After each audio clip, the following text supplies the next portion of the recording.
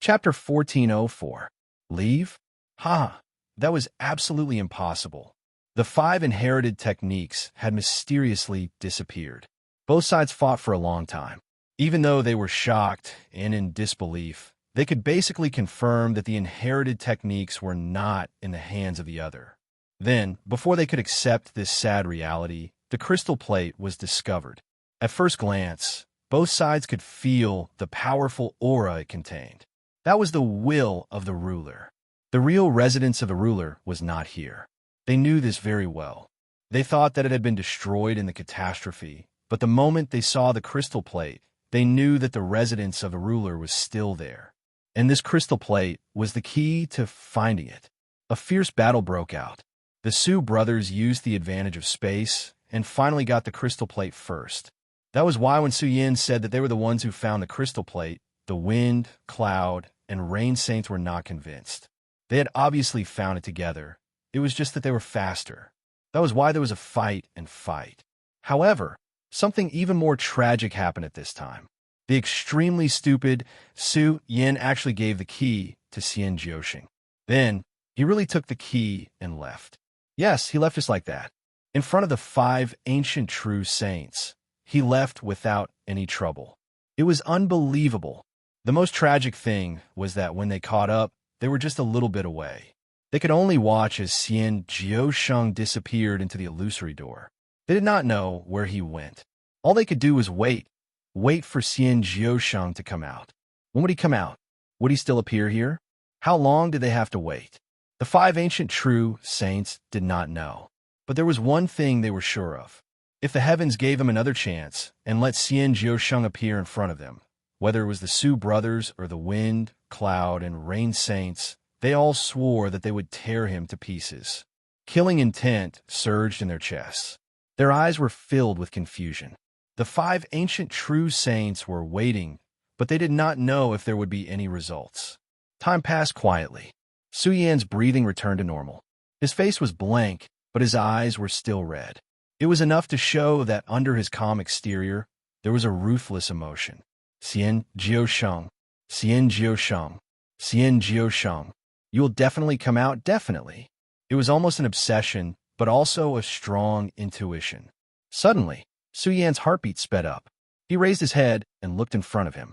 Space trembled as an illusory door appeared. Su Yan instantly stopped breathing. He stared at the illusory door, his aura completely restrained. He was out. He came out. Sincerity can split open metal and stone. Bah, it wasn't appropriate to use it in this aspect, but it was fine as long as everyone understood the general meaning. In short, Su Yin was extremely excited at this moment. Moreover, he was still able to perfectly control his surging emotions at such an excited moment and didn't make the slightest movement. Of course, he had to restrain his aura. Otherwise, if he scared off Xian Jiusheng, he would really have no place to cry. Finally, a figure appeared from within, quickly turning from illusory to corporeal. That's right, it was Sage 9 Lives. Even if this figure turned into ashes, he would never mistake it for someone else. Die! With a roar, the suppressed rage in Su Yan's chest was finally released. Instantly, it was like a vast river bursting its banks, unable to be controlled. Kill him! Kill him! Kill him! At this moment, this was the only thought in Su Yan's mind. Qin Yu screamed, "If you kill me, none of you will be able to obtain the ruler's relic." The oncoming fist caused space to violently shake. It stopped just several feet away from his face. Su Yan gasped for breath. Deep in his crimson eyes, there was a hint of struggle. Across from him, Qin Yu's complexion was pale. He was panting for breath, as if he had suffered severe losses. Seeing this, he hurriedly shouted out, "Don't be impulsive. Listen to me first. The illusory door is connected to the true ruler's residence. It is the greatest lucky chance in the entire world. 0. Su Yan pulled on her big brother. Listen to him first. If there is anything wrong, it won't be too late to kill him then. The wind, cloud, and rain saints nodded. Yes, there is no hurry to kill someone. Su Yan took a deep breath. He coldly said, "Speak." Qin Yu wiped away the beads of sweat covering his forehead. Perhaps it was because he was weak or because he was a bit scared, but his fingers trembled. He gave himself full marks for this performance. In particular, the shaking of his hand was a stroke of genius. He took a deep breath and said, "Before this, I activated the crystal core and opened an illusory door. After I entered, I found where the eternal flame's main body was. The temperature there was even higher, and the might there was extremely terrifying." "Get to the point." Su Yin interrupted him. Qin Yu's eyes revealed a bit of anger, but he could only suppress it. He clenched his teeth and said, "The point is that after I entered the eternal flame, I discovered a palace that was overflowing with light and vibrant colors." Cloud Saint's eyes brightened. "Overflowing with light and vibrant colors?" Qin Yu glanced at him. "That's right.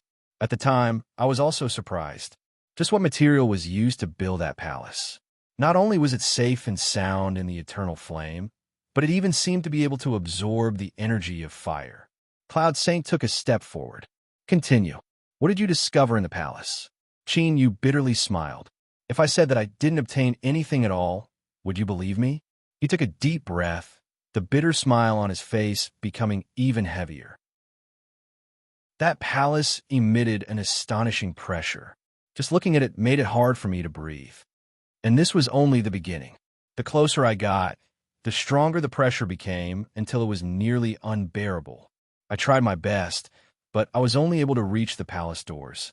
But just as I was about to push open the doors, a voice suddenly sounded out. As he spoke to hear, he paused. A strange and frightened expression crossed his face.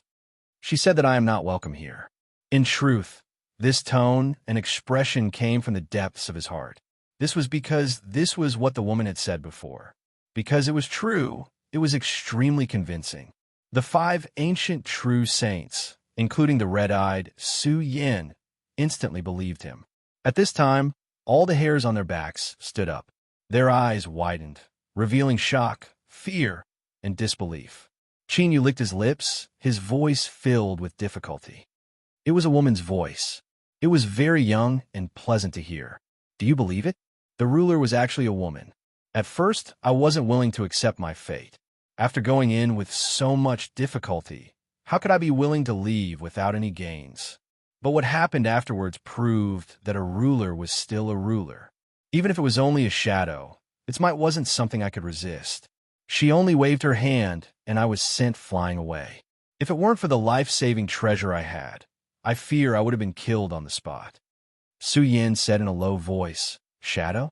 How did you know it was a shadow?" Qin Yu said, "The moment I was sent flying away, I looked through the windows of the palace and saw a phantom.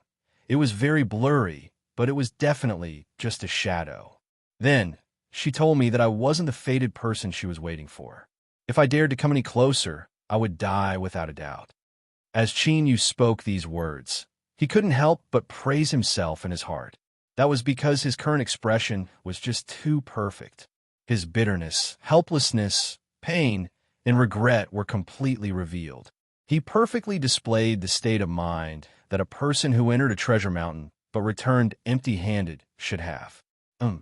Strictly speaking, this could be considered acting as himself. This was because when Qin Yu saw that palace, he had high hopes for it.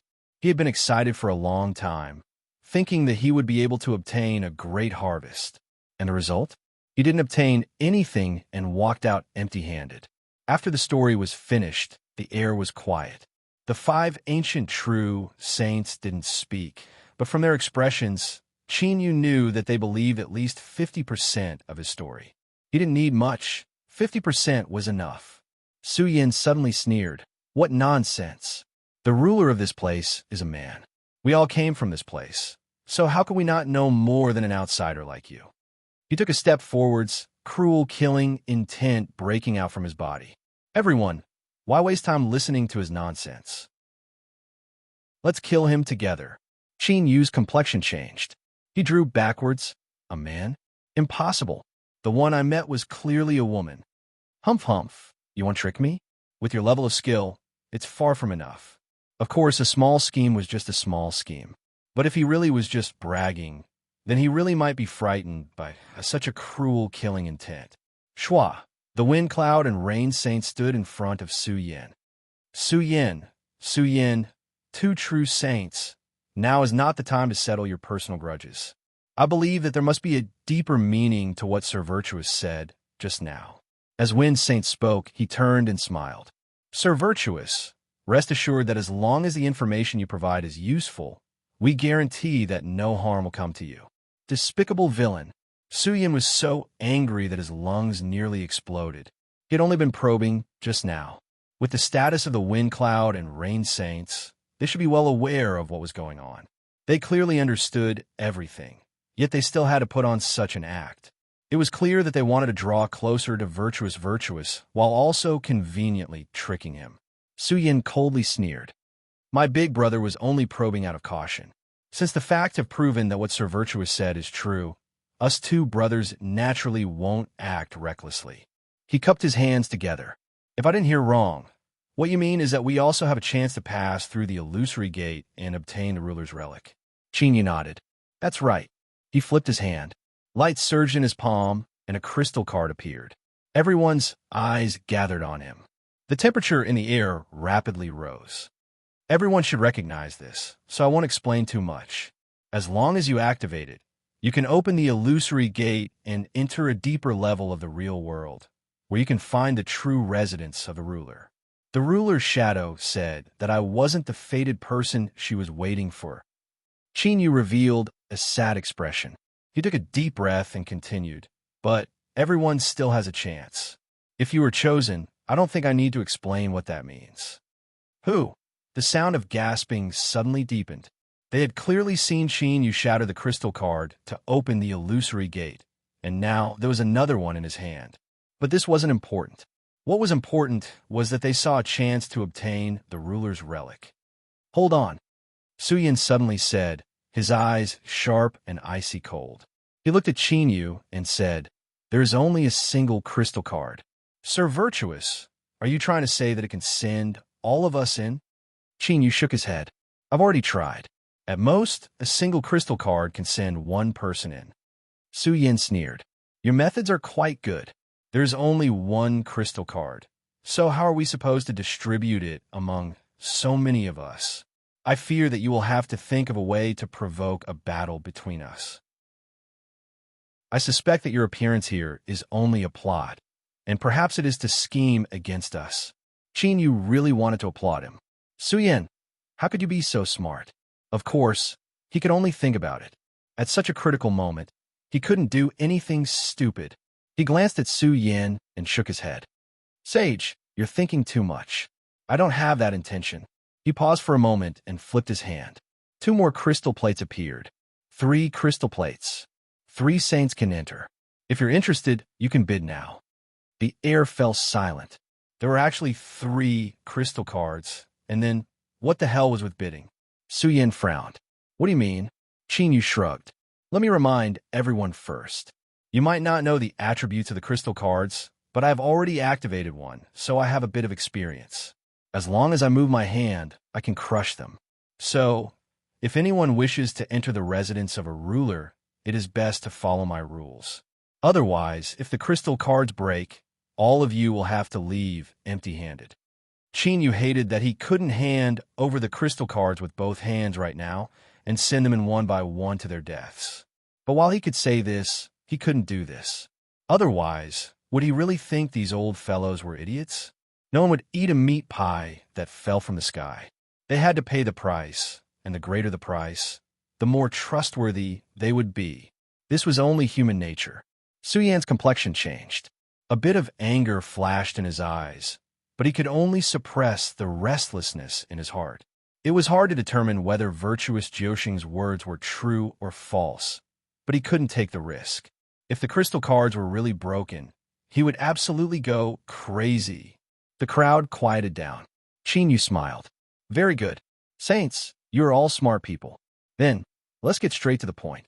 If I enter a treasure mountain and return empty-handed, perhaps everyone doesn't believe me. Then I will make an oath that I have absolutely not obtained anything from behind the illusory gate that can aid my cultivation. Otherwise, I will be imprisoned by the great Tao and never be able to become a ruler. This oath was vicious enough.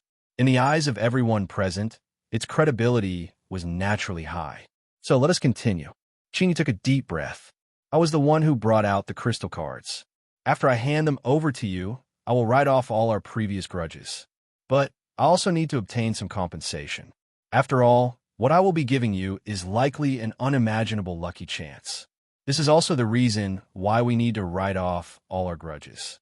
I must obtain a guarantee that after you enter and come out, if you obtain anything, you won't try to settle accounts with me. After all, at that time, killing me will be easy.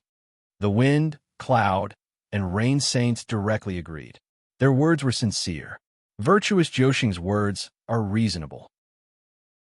All previous conflicts will be erased, and no one will mention them again. Moreover, it is normal to ask for compensation. We are more than willing to give you a beautiful price. Please give us the keys. 3 keys for the 3 of them. It was simply perfect. But what a pity. Su Yin wouldn't agree to such a perfect matter. He sneered and said, "Keep on dreaming." Su Yin stared at Qin Yu and took a deep breath. After today, everything from before will be written off. I vow that I will never continue to pursue this matter. Didn't they say they would kill Qin Yu? Didn't they say they couldn't live under the same sky as an unforgettable hatred? Hee, as expected, the words of cultivators were all lies. One couldn't believe a single word they said. Suddenly, a light laugh echoed out. How lively. I was wondering why I didn't see anyone. So it turns out everyone is gathered here. The flames parted and Seamless Saint stepped into the hall. His expression was calm, and his lips curved up in a light smile. Chapter 1405. True, Divine Seamless, a powerhouse of the ghost path. Everyone's expression changed. Their pupils shrank, revealing a deep fear. Seeing their reactions, True Divine, Seamless looked at Qin Yu. The smile on his face became wider. It seems that Sir Virtuous Nine Lives has already told everyone my identity. This saves me some effort. There is no need for me to introduce myself. After a slight pause, he smiled and said, I want one of these 3 crystal plates. He spoke plainly and without too much emphasis. But it was because of this that it gave people a feeling that it was only natural. It was as if he could really take the crystal plate if he spoke. The air was silent. At this moment, no one jumped out to express their opposition. Qin Yu's expression was ugly. He took a deep breath and clenched his teeth. Fine, but the rules will not change. Seamless Saint must take out something that satisfies me. But in reality, if not for the fact that the situation was not right, he would have already cheered in excitement. He wished he could rush up and hug Seamless Saint, giving him a big and warm hug. Originally, this hidden powerhouse of the Ghost Path was one of the most important people on Qin Yu's list of resisting the avatars of the ruler's will. Before this, Qin Yu was still having a headache. What method could he use to find him without arousing suspicion? He had already made several preparations in his heart. He was just waiting to fool the Su brothers and the 3 saints before immediately acting. But reality always gave people surprises. Or perhaps it could be said that True Divine's seamless ability to understand others was perfect. He came like this, directly appearing in front of Qin Yu. He seemed gentle and calm, but in reality was extremely overbearing and domineering. He directly asked for a crystal plate. Good, he was too good. Qin Yu felt that the people of the world had a great misunderstanding of these ancient and mysterious true sages. In this short period of interaction, Qin Yu was able to draw a warm conclusion from his personal experiences. They were all good people. First, there was Su Yin who took the initiative to give the key. Then, there was Seamless who offered himself to fill in the name list. The other true sages were also very cooperative throughout the process. Touching. Oh, it was just that Seamless Saint's current aura was very strange. It was very different from what he sensed before. Qin Yu carefully thought about it. He suddenly felt a little annoyed. It couldn't be that they were having so much fun. Li Siji and the vengeful spirit had combined into one, and now, they had combined into one? Could it be that this only existed in the legends, between the same sex? I've been taught. Even though I don't understand why, I feel that it's really, really amazing. But he was already 3-skinned. Didn't he feel disgusted? Luckily, this wasn't important. In Qin Yu's opinion, the stronger true divine seamless was, the better. As for how he was strong, he didn't want to think about it. Right now, he felt a bit nauseous. True divine seamless certainly didn't expect that at this moment. Qin Yu, who had an ugly expression on his face, a trace of helplessness, resentment, and gnashing his teeth, had already plotted against him countless times in his heart. Countless unsightly scenes flashed through his mind. Of course, don't worry, Sir Sage Jiuxing. I will abide by the rules and give you some compensation.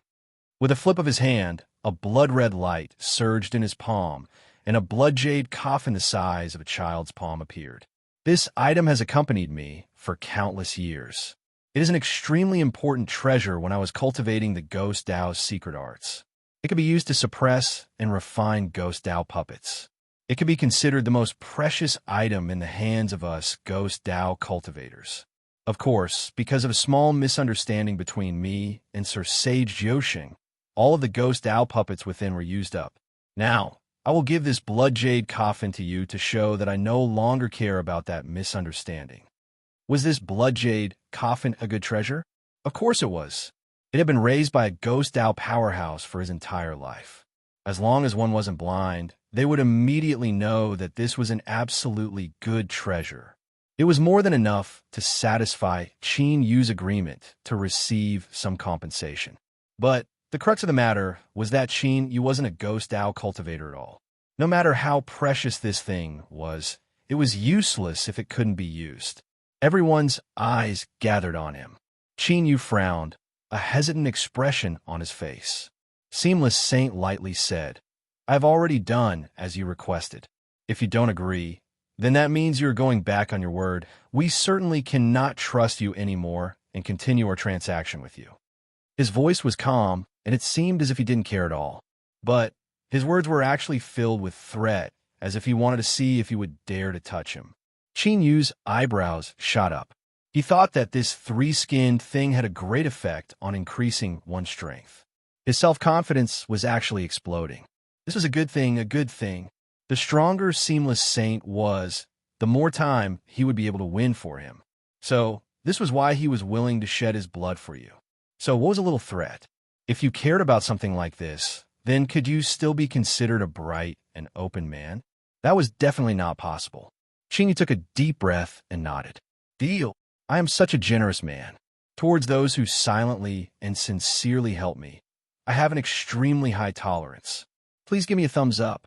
The blood jade coffin was in hand, the crystal card was sent out, and the number 1 on the death list had arrived. Seamless Saint lowered his head and looked at the crystal card in his hand, as if he were verifying its authenticity. Then, he turned to leave. Qin Yu said, I think that Saint can wait a little longer. Seamless Saint glanced at him. His eyes flashed and his lips curled up. Oh, since Your Excellency Virtuous 9 Lives has spoken, then let's wait a little longer. Qin Yu thought that Seamless 9 Lives might think that he had other plans, but I'm sorry, I really don't.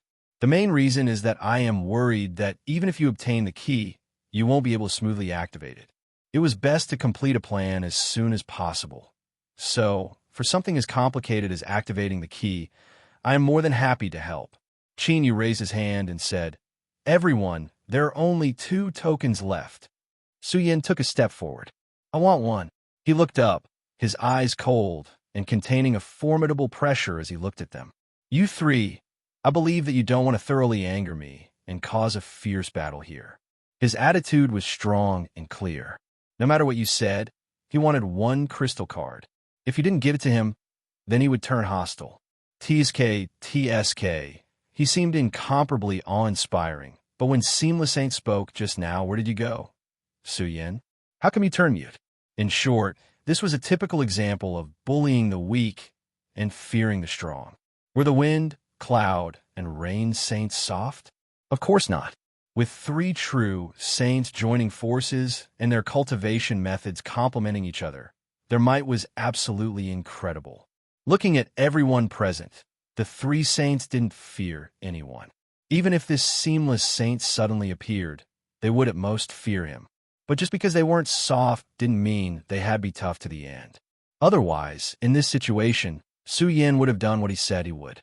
The key was in front of them. They were about to open the illusory door and search for the relic of the ruler that represented infinite possibilities. Risking their lives at this time was clearly an extremely stupid thing to do. Whether they won or lost, they would have already lost. Their eyes crossed. It was unknown what the wind, cloud, and rain saints were communicating. After several breaths of time, Cloud Saint said, "Give us the last one." They would sit in rows and divide the fruits, with each side taking one. This was considered fair. As for what they said before, that the three of them just happened to correspond to 3 crystal cards, they were just saying it, but everyone knew it was impossible. Su Yin was expressionless. "All right." He turned his hand, and a piece of silver white metal appeared in his palm. But what was strange was that when one looked at it, they felt as if something was constantly flowing on its surface, as if it were some sort of liquid. But even so, it maintained its solid state, as if it were some sort of special visual effect. When I was roaming vast Yang, I found a place where the power of space violently converged. I spent a great deal of effort to obtain this. It contains nearly complete space laws within it. After a cultivator refines it, they can directly comprehend the power of space. The laws of space and time were related to a cultivator's future potential, and they represented a benchmark for future achievements. This had been mentioned before, and even some saints that had stepped into the bitter sea had not been able to smoothly comprehend them. But this stone in front of them, as long as they refined it, they could directly comprehend the laws of space. Was it precious or not? But Qin Yu had already comprehended the laws of space. Although he couldn't compare with the Su brothers, it wouldn't be an exaggeration to say that he had reached a higher level. In other words, it was the same as the blood jade coffin that the Seamless Saint had taken out. This silver stone was indeed extremely precious, so precious that you couldn't say anything to refute it. But in reality, it was incomparably useless to Qin Yu. This group of old bastards, they had most likely discussed this beforehand. Fortunately, this extortion was just like cutting grass to hit a rabbit. It was just an additional gain to increase the authenticity of the story. And he had said before that he had to be a generous man. Compared to the price that the other party would have to pay, being disgusted by a little scheme was nothing at all. The exchange, the stone in hand, and the second person on the death list had arrived. Su Yin retreated, playing with the crystal plate in his hand, carefully appraising it. The good news was that there was no problem with the crystal plate. It was exactly the same as the one he had obtained before. Glancing at the Seamless Saint from the corner of his eyes, he thought for a moment and made the same choice, remaining to continue observing. What happened next was much simpler than imagined. The 3 saints of wind, cloud, and rain chose the eldest to be the holder of the last key. TSK, TSK. Here, I have to praise the friendship and trust between the 3 saints. It was fine if the 2 Su brothers were related, but they weren't. And 3 people would always be harder to decide than 2 people. Thus, for them to make a decision so quickly, and for their opinions to be unified without any dispute, this wasn't easy at all. But praising them was just praising them. This didn't mean that Qin Yu had to do anything for them. Cough, cough. In any case, there was no need to be anxious. There were still many empty spots on the list. If you can pull in your friends and relatives, you don't have to worry about not having enough space. I can appropriately increase the number of spots.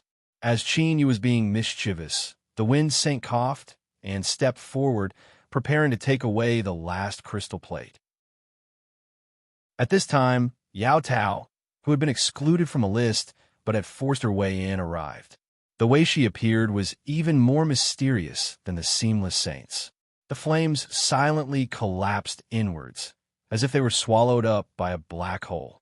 Then, in this blank space, Yao Tao's figure appeared, ignoring the gazes that gathered around her, especially the Seamless Saint, who had a particularly complex look in his eyes.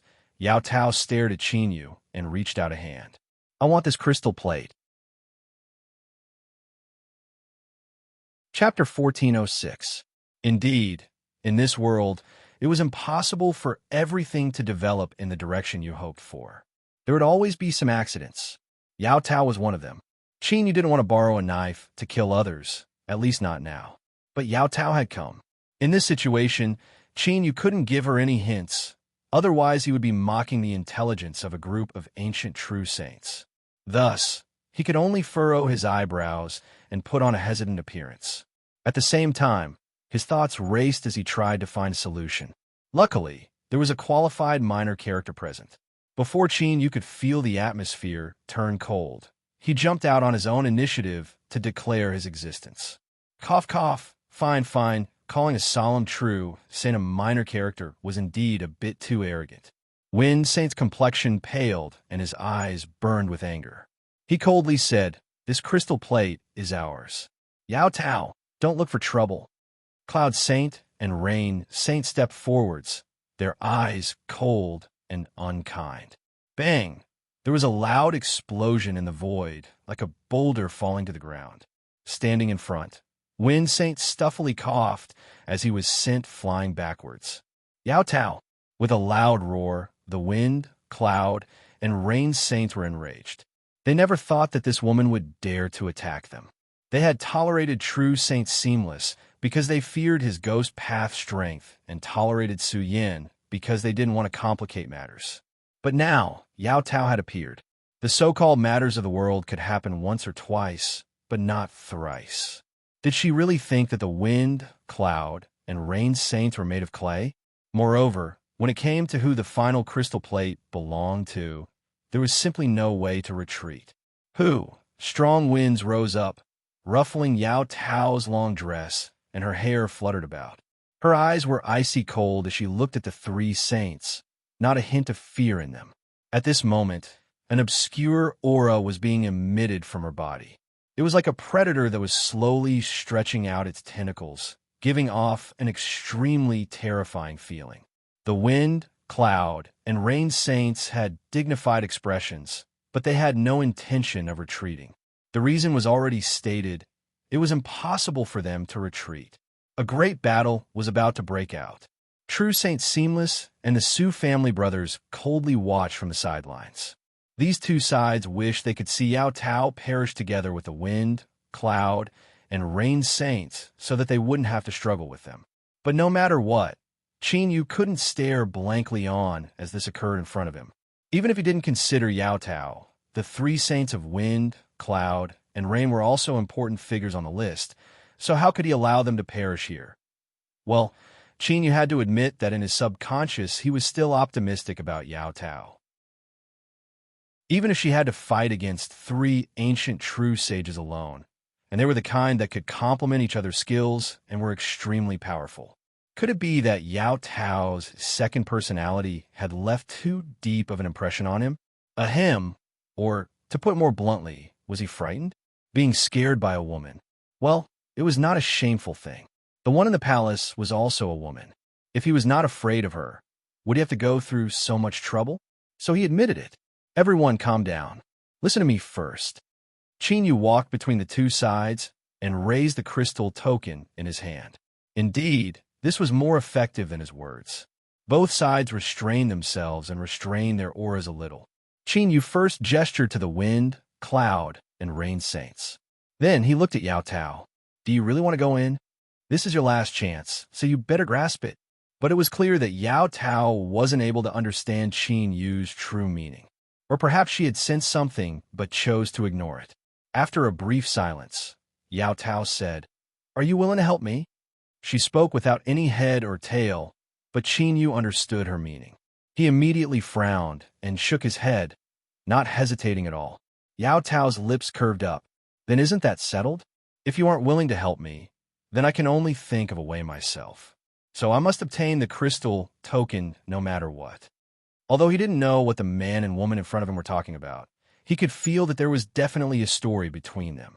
A man and a woman with a story between them. Holy shit, anything could happen. Winsane took a deep breath. He said in a low voice, "Your Excellency Nine Lives Sage, I hope you understand that if I cannot obtain the key, I will not give up." That's right, this was a clear threat. Don't let your thoughts get to your head and make some wrong decisions on a whim. Otherwise, I ask you to carefully investigate the anger of three ancient true sages. Yao Tao coldly sneered. The crystal token is mine. Whoever dares to fight for it will die. A domineering aura leaked out. Yu already knew that this woman's temper wasn't small. When she was in front of him, there was a high chance she would compromise. But now that he saw it with his own eyes, he realized that her temper wasn't small. She was strong to the point of exploding. But if things continued like this, they really would start fighting. Yu glared at Yao Tao. "Don't speak anymore. I'll give this crystal token to you." Bang! The auras of the wind, cloud, and rain saints erupted.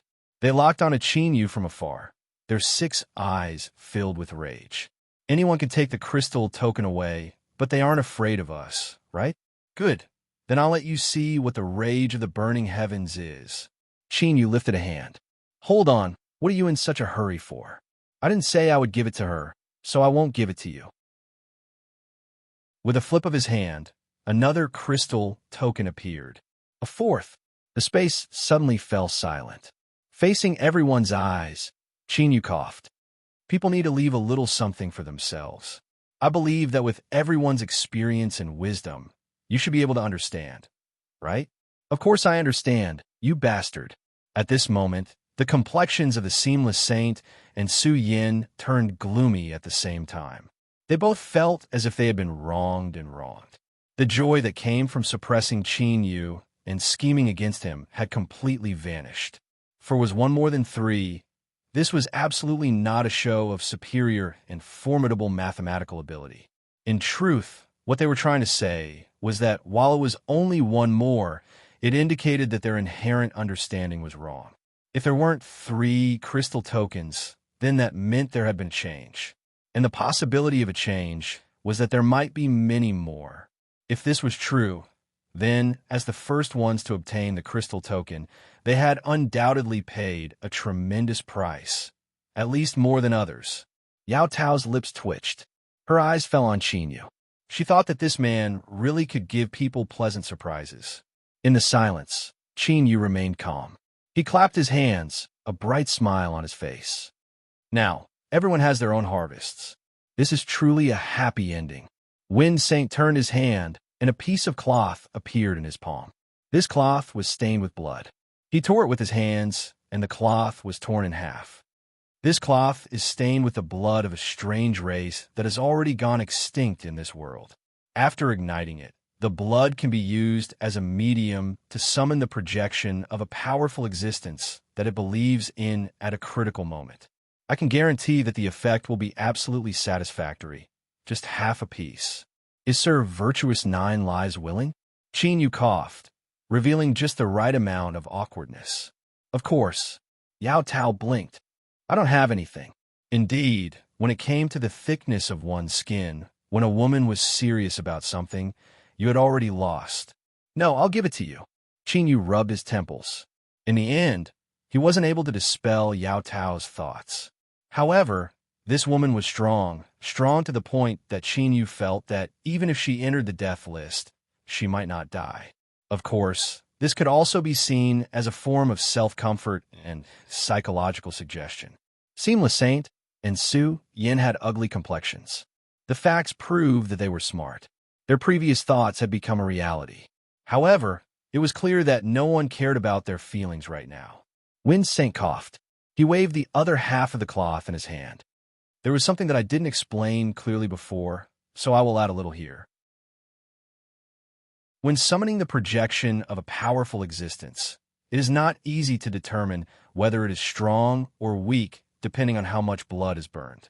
He paused for a moment and then smiled. "So, if Sir Virtuous 9 Lives still has a crystal card, I will be happy to continue exchanging with you." The air fell silent once more. Everyone looked at Yu. He rubbed his nose, thinking that this old fellow Wind Saint was really too evil. What he was doing was no different from tearing open someone's wound and continuing to rub salt on it. But I like it. He was going to send everyone in to begin with. So even if Wind Saint didn't say anything, Yu would still take the initiative. So he flipped his hand, and another crystal card appeared. "Of course, if Wind Saint is willing, this is yours." As expected, he still had a crystal card. The 3-skinned Seamless Saint's lips twitched and his eyes darkened. But it was unknown what he thought of but he took a deep breath and closed his eyes. Out of sight, out of mind, out of mind. Fuck, these words were all lies, all lies. So angry, so angry, so angry. Su Yin stuffily coughed. His chest ached. If thoughts could kill, Qin Yu would have already been torn to shreds. But at this time, he couldn't do anything. He could only forcefully suppress his anger because Su Yin still didn't have a crystal card. Virtuous 9 lives, exchange another crystal card for me. Qin Yu flipped his hand. Light surged and a 6th crystal card appeared. Of course, as long as you are willing to bid, I will be happy to exchange. But this time, I hope that you can give me something that isn't too useless. This was an additional request. The pain in his chest intensified. Su Yin took a deep breath and endured it. He flipped his hand and took out another stone. This one was different from the one that contained the power of space. It was pitch black like a black hole. Looking at it, one felt as if they would be sucked in. I don't know what this stone is either, but I'm sure it's worth a crystal plate. He tossed it out. When Qin Yu sensed that there was nothing wrong with it, he reached out to receive it. Heavy. Don't look at this black stone. It was only slightly larger than an adult's finger, but its weight was incomparably heavy. A faint fluctuation spread out. It was the stone pagoda. It didn't say anything, but this slight fluctuation was enough to explain many things. Qin Yu flipped his hand and put away the crystal card. Deal. As Rain Saint saw Su Yin take the crystal card, how could he hold himself back? He said in a low voice, Your Excellency, Virtuous 9 lives, I also want a crystal card. Qin Yu blinked his eyes. If I said that I only had 5 crystal cards and that I had already traded them, haha, I was just joking. How could I do something so cruel? But this really is the last crystal card in my hands. I originally wanted to keep it as a souvenir, but how could I do this? Rain Saint's face twitched. He squeezed out a smile and said, Your Excellency, Virtuous 9 lives, rest assured that I will definitely give you a satisfactory return. A mystical leaf that could increase the intensity of a cultivator's great Tao when they condense their great Tao. These ancient true saints had far too many strange and precious things in their hands. They were simply moving treasuries. Originally, Qin Yu was just cutting grass to catch a rabbit. But now, he suddenly felt that he was addicted to extorting others. After the 7th crystal card was traded, everyone present received one. Now, their eyes fell on Qin Yu, and the atmosphere fell silent once more. Chapter 1407. Now that they had the crystal plates, shouldn't they do something now that they had nothing to worry about? For example, joining forces to eliminate a certain Qin Yu who seemed to be an eyesore. Cough. Qin Yu's gaze swept across the crowd. I don't need to calculate with my fingers to come to a rough conclusion. Now, everyone really wants to hammer me. Seamless Saint opened his eyes and cupped his hands, revealing a smile. Sage Jiuxing is truly a divine prophet. There was no need for more words in this sentence. The meaning was expressed clearly and clearly. The others did not speak, but apart from Yao Tao, their eyes were filled with malice. Looking at Qin Yu, Yao Tao was not worried at all, because she was very sure that Qin Yu was not stupid enough to bury himself. Since he dared to use such a method to trade the crystal plates, he would definitely have a follow-up method. Reality proved that a woman's intuition was really accurate sometimes. Hearing Qin Yu's next words, Yao Tao almost laughed out loud. As expected, things were not so simple. Qin Yu pointed at Seamless Saint. You know how to praise people. I like it. So, from now on, if Seamless Saint needs activation services, the price will be doubled. Let's not talk about the sarcasm and ridicule first. The key point was to draw a line to activate the service. The group of old monsters who were full of malice and were eager to make trouble had their expressions change slightly. They lowered their heads and looked at the crystal plates in their hands. Qin Yu snapped his fingers. All the sages here are indeed smart people. Then I shall get straight to the point and get straight to the point. The corner of his mouth curled up, revealing a smile that he thought was brilliant, but in the eyes of the saints, it was extremely treacherous. The crystal plates are indeed the key. They can enter a deeper level of reality and search for the ruler's relics. However, obtaining the key does not mean that you can enter smoothly. Because the crystal plates need to be activated. As someone who has experienced it, I want to remind everyone that this is not an easy task. Of course, there is no proof. Saints, you can try now and see if you can successfully activate the key in your hands. If you can do it, just pretend that you did not hear what I said before. Otherwise, you better come here to register and reserve the crystal plate activation service. Extortion was really addictive. Chinyu had to admit this. Moreover, once these people entered, there was a high probability that they would never come out again. Rather than wasting the treasures on him, it was better to let them continue to shine in his hands and contribute to the construction of the beautiful and harmonious Haoyang world. True Divine Avicii's expression was gloomy, and he could no longer maintain his calm and composed smile. He took a deep breath and focused his divine consciousness on the crystal plate. It was a mess. In his senses, it was as if there were countless scattered threads intertwining with each other in a despairing and complicated way, without any pattern to speak of. The activation of the crystal plate could only be completed after all the threads had been cleared. This description didn't seem difficult, but it was from the perspective of a normal person. When it was applied to a cultivator, it obviously had to be multiplied by a corresponding degree of difficulty based on their cultivation. In short, it was possible to activate it, but it required time, a lot of time. He glanced at the surroundings from the corner of his eyes. Most of the people had the same expression. This scene caused True Divine Avicii's heart to sink. The ominous premonition he had became even heavier. Chinyu suddenly glanced over, a brilliant smile on his face. I will definitely keep my word. So, if Seamless Saint needs any service, remember to double it. He clapped his hands and raised his voice. All right, the appointment activation service will now officially begin. We welcome all sages to sign up. To tell the truth, my skill is extremely limited. At most, I can help 3 sages activate the tokens in my hands. Chinyu rubbed his nose. This time it's absolutely true. Don't look at me like that, Chin. I guarantee it. So, I hope that the first sages to enter can quote a price now. Of course, if you aren't in a hurry, you can wait for the next batch. Every time, it will be 3. In order to express my apologies for my previous actions, I can help the last sage that enters for free. Free things could often stimulate the greatest enthusiasm in the depths of a person's heart. This was an unquestionable truth. But today, there wasn't a single sage that had the slightest bit of interest in this free spot.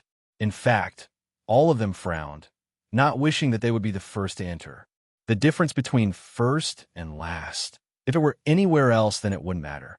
But today, this was the dwelling of a ruler, a place with endless lucky chances and good fortune.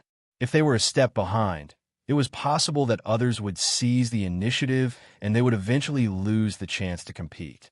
While although there was a chance that they would encounter danger first, if they were given a choice, no one would give up the initiative. After all, if they didn't even have this bit of courage, how could they possess their current cultivation? True Saint Seamless said in a low voice, "Virtuous Jiuxing, I want a spot." This method was exactly the same as before. After the hypocrisy was gone, it was more domineering and forceful. Chinyu shook his head. For something like face, selling it once is enough. If you do this every time, you will only lose face in the end. He looked at Seamless Saint, his eyes narrowing. Seamless Saint, do you think that if I promise to help other sages activate their tokens for free in exchange for some promise or help, would the other sages agree? True Saint Seamless frowned. What are you trying to say? Chinyu lightly said, for instance, killing a person. A cold chill gushed out from the depths of his heart. True Saint Seamless didn't believe that with the greed that virtuous Jiuxing revealed, he would be willing to do such a thing. But as he looked at those indifferent and emotionless eyes across from him, he couldn't help but feel a chill rise up from the depths of his heart. He had been threatened. Moreover, it was done in such a blatant and undisguised manner. Seamless Saint, who was in the 3-skin state, had a rage value that was multiplied by 3. Therefore, the rage in his heart was boiling crazily. But for someone who had lived for a long time, one of the advantages was that they had a stronger endurance and could clearly understand the situation. Taking a deep breath, True Saint Seamless said expressionlessly, "What do you want?" The so-called doubling. In reality, there wasn't even a standard, and the specific value was hard to measure. Therefore, when Chinyu mentioned this, it meant that he had already chosen his target. Smart, smart. Chinyu instantly revealed a smile. He flipped his hand and took out the blood crystal coffin. "Hey, thanks to the sage's favor, you gave me this blood jade coffin. This made me suddenly interested in the ghost, Tao, cultivation method. Why don't you give me a copy? After all, in this world, there are very few ghost Tao cultivators. If the sage isn't careful, cough cough, of course, it's just in case. You can also ensure that the inheritance isn't absolute, right?" True Saint Seamless frowned. "You want my ghost Tao cultivation method?" Chinyu waved the blood jade coffin in his hand. "That's right." After several breaths of silence, True Saint Seamless coldly sneered. "Fine, I agree." He lifted a hand. Blood light surged in his palm, and a blood jade rapidly condensed. An item condensed from the soul cannot be faked. With your methods, you should be able to make a judgment. Chinyu thought to himself, "Judgment my ass." Luckily, he still had the stone pagoda. He took the blood jade in his hand and probed it with his mind. Soon, there was a response. "It is indeed a ghost Tao cultivation method. And it is a very powerful one. But there are some strange things inside that I cannot decipher for the time being." This was like cutting grass to kill rabbits. To use this phrase now, it didn't seem very appropriate. After all, the number of rabbits that Chinyu had killed was a bit too many. It gave off a feeling that he was specifically aiming for rabbits. Forget it. He had already beaten them. Was he going to let them go? He smiled and put away the blood jade. Chinyu clapped his hands. "Seamless Saint is straightforward. I will give you one of the activation spots." He turned and swept his eyes over everyone, pausing on Su Yin for a moment. "Everyone, I am not lying. There are only 3 spots in the first batch, and there are still 2 empty spots left. If we don't fight for them, there really won't be any left." Yao Tao lifted a hand and was about to speak when Chinyu glared at her. "I have already given you the crystal card for free. Don't go too far. This woman, why did she have to jump out and cause trouble for no reason?" The only things that were truly valuable were these 3 spots. They couldn't be squandered away by her. Perhaps because she thought about how she had thickened her skin and forcefully taken the crystal card from Chinyu's hand. Yao Tao revealed an awkward expression. She looked at Chinyu with hidden bitterness and then drew back. Suyin took a deep breath.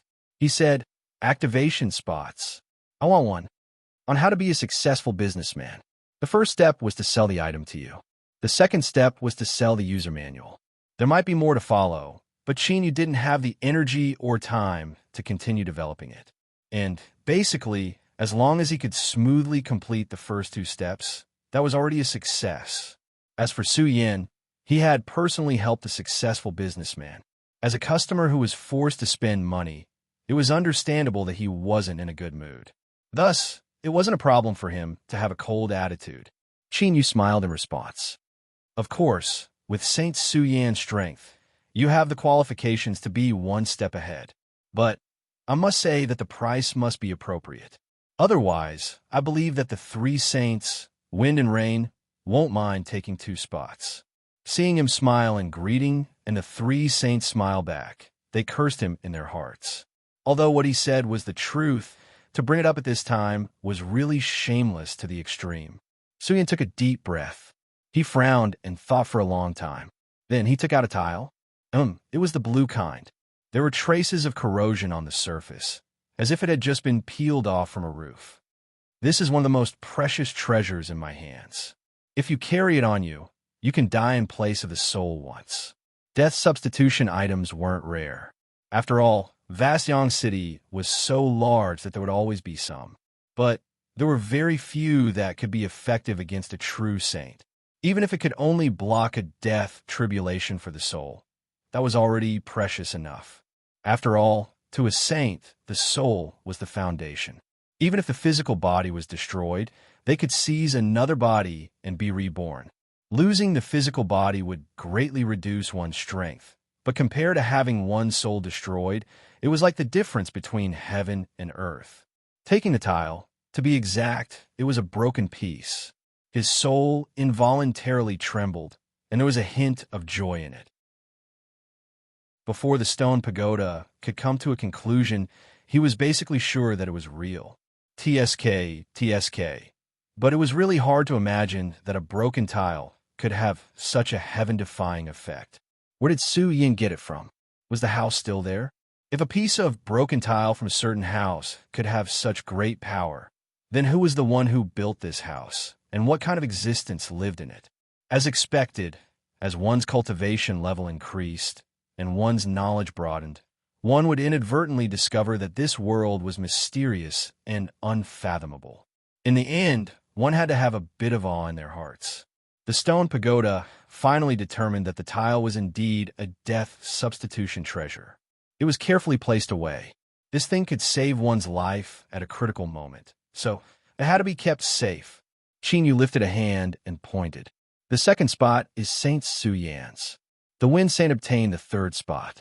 In truth, as long as the troublemaker peach was held down, the distribution rules were simple. This group of old monsters were well aware of their own limitations. This fruit was Qin Yu's harvest. It definitely came from the same place as the leaf that the Rain Saint had taken out. This was because the effect of this fruit was to increase the strength of the Great Tao when condensing it.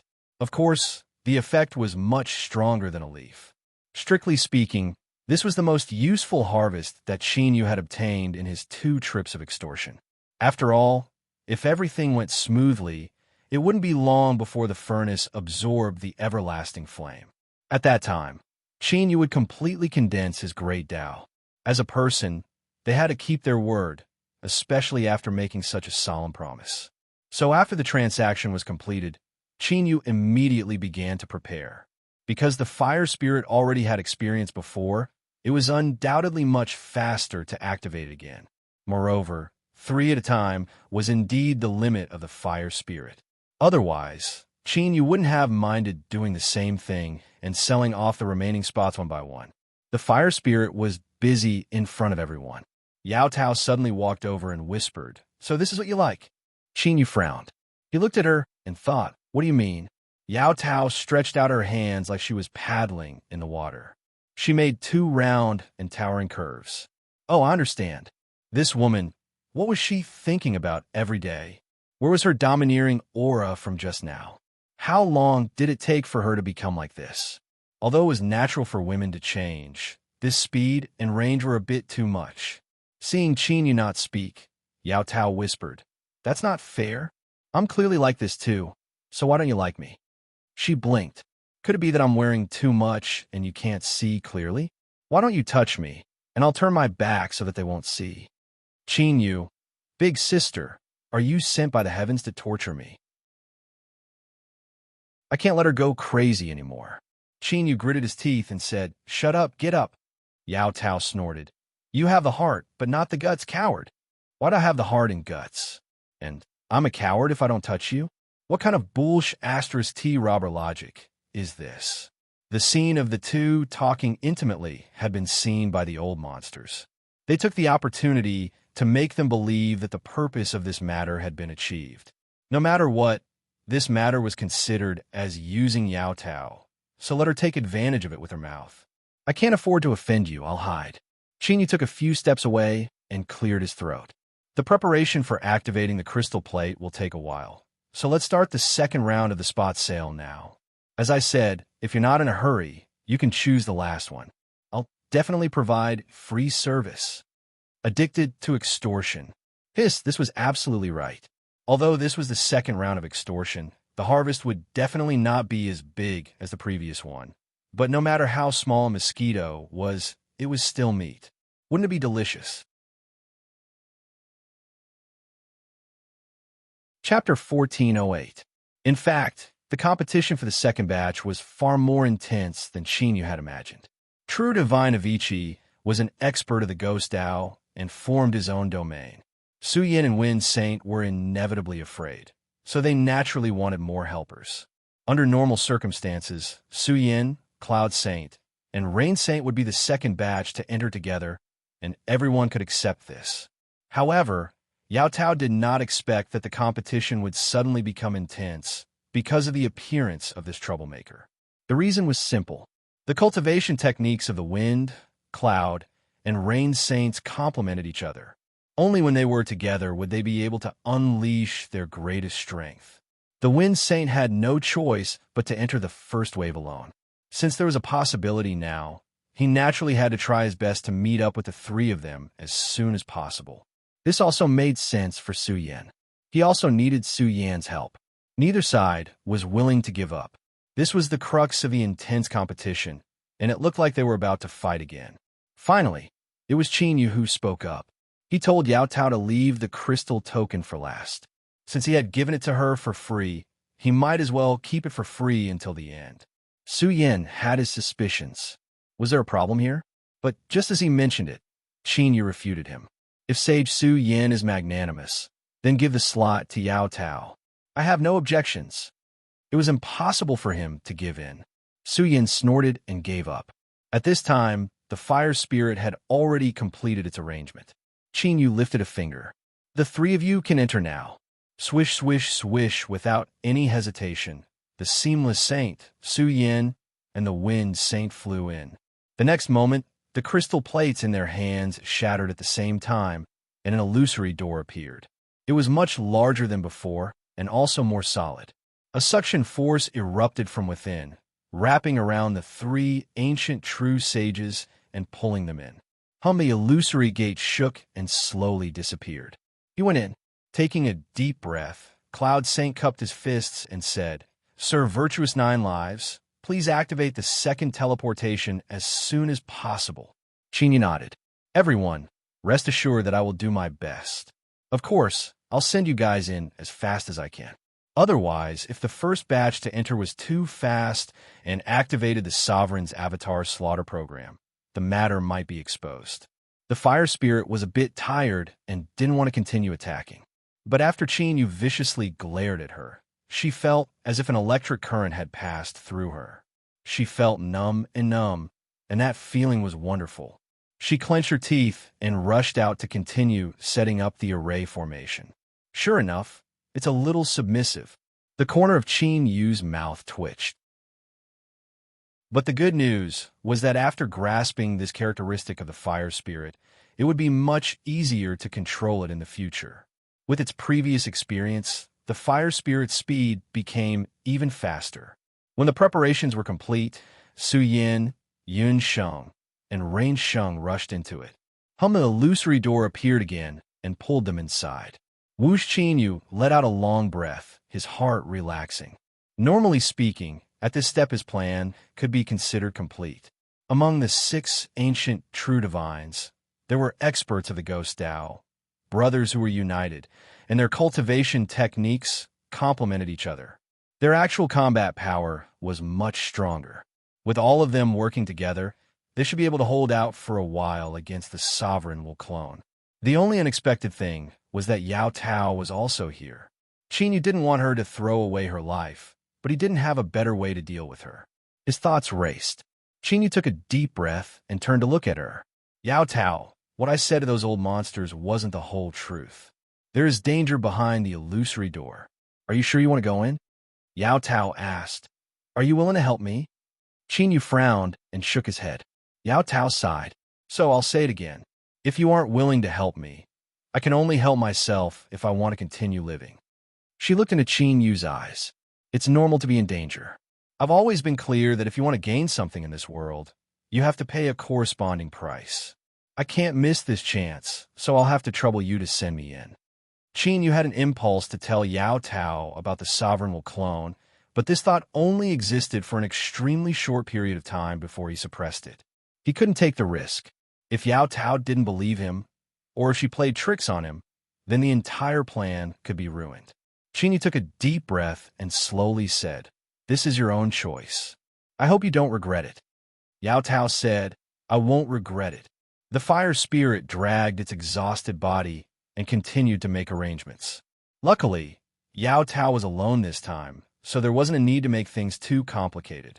Very soon, she was done. Yao Tao turned around and stepped into it. The illusory door appeared. The moment she was sucked in, she suddenly turned around and winked at Qinyu. He felt a little guilty, as if his plans had been seen through by Yao Tao.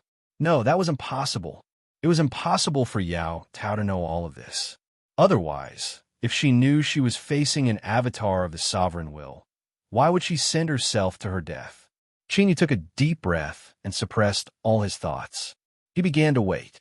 Although he had sent everyone in, he needed all of them to enter the Grand Hall.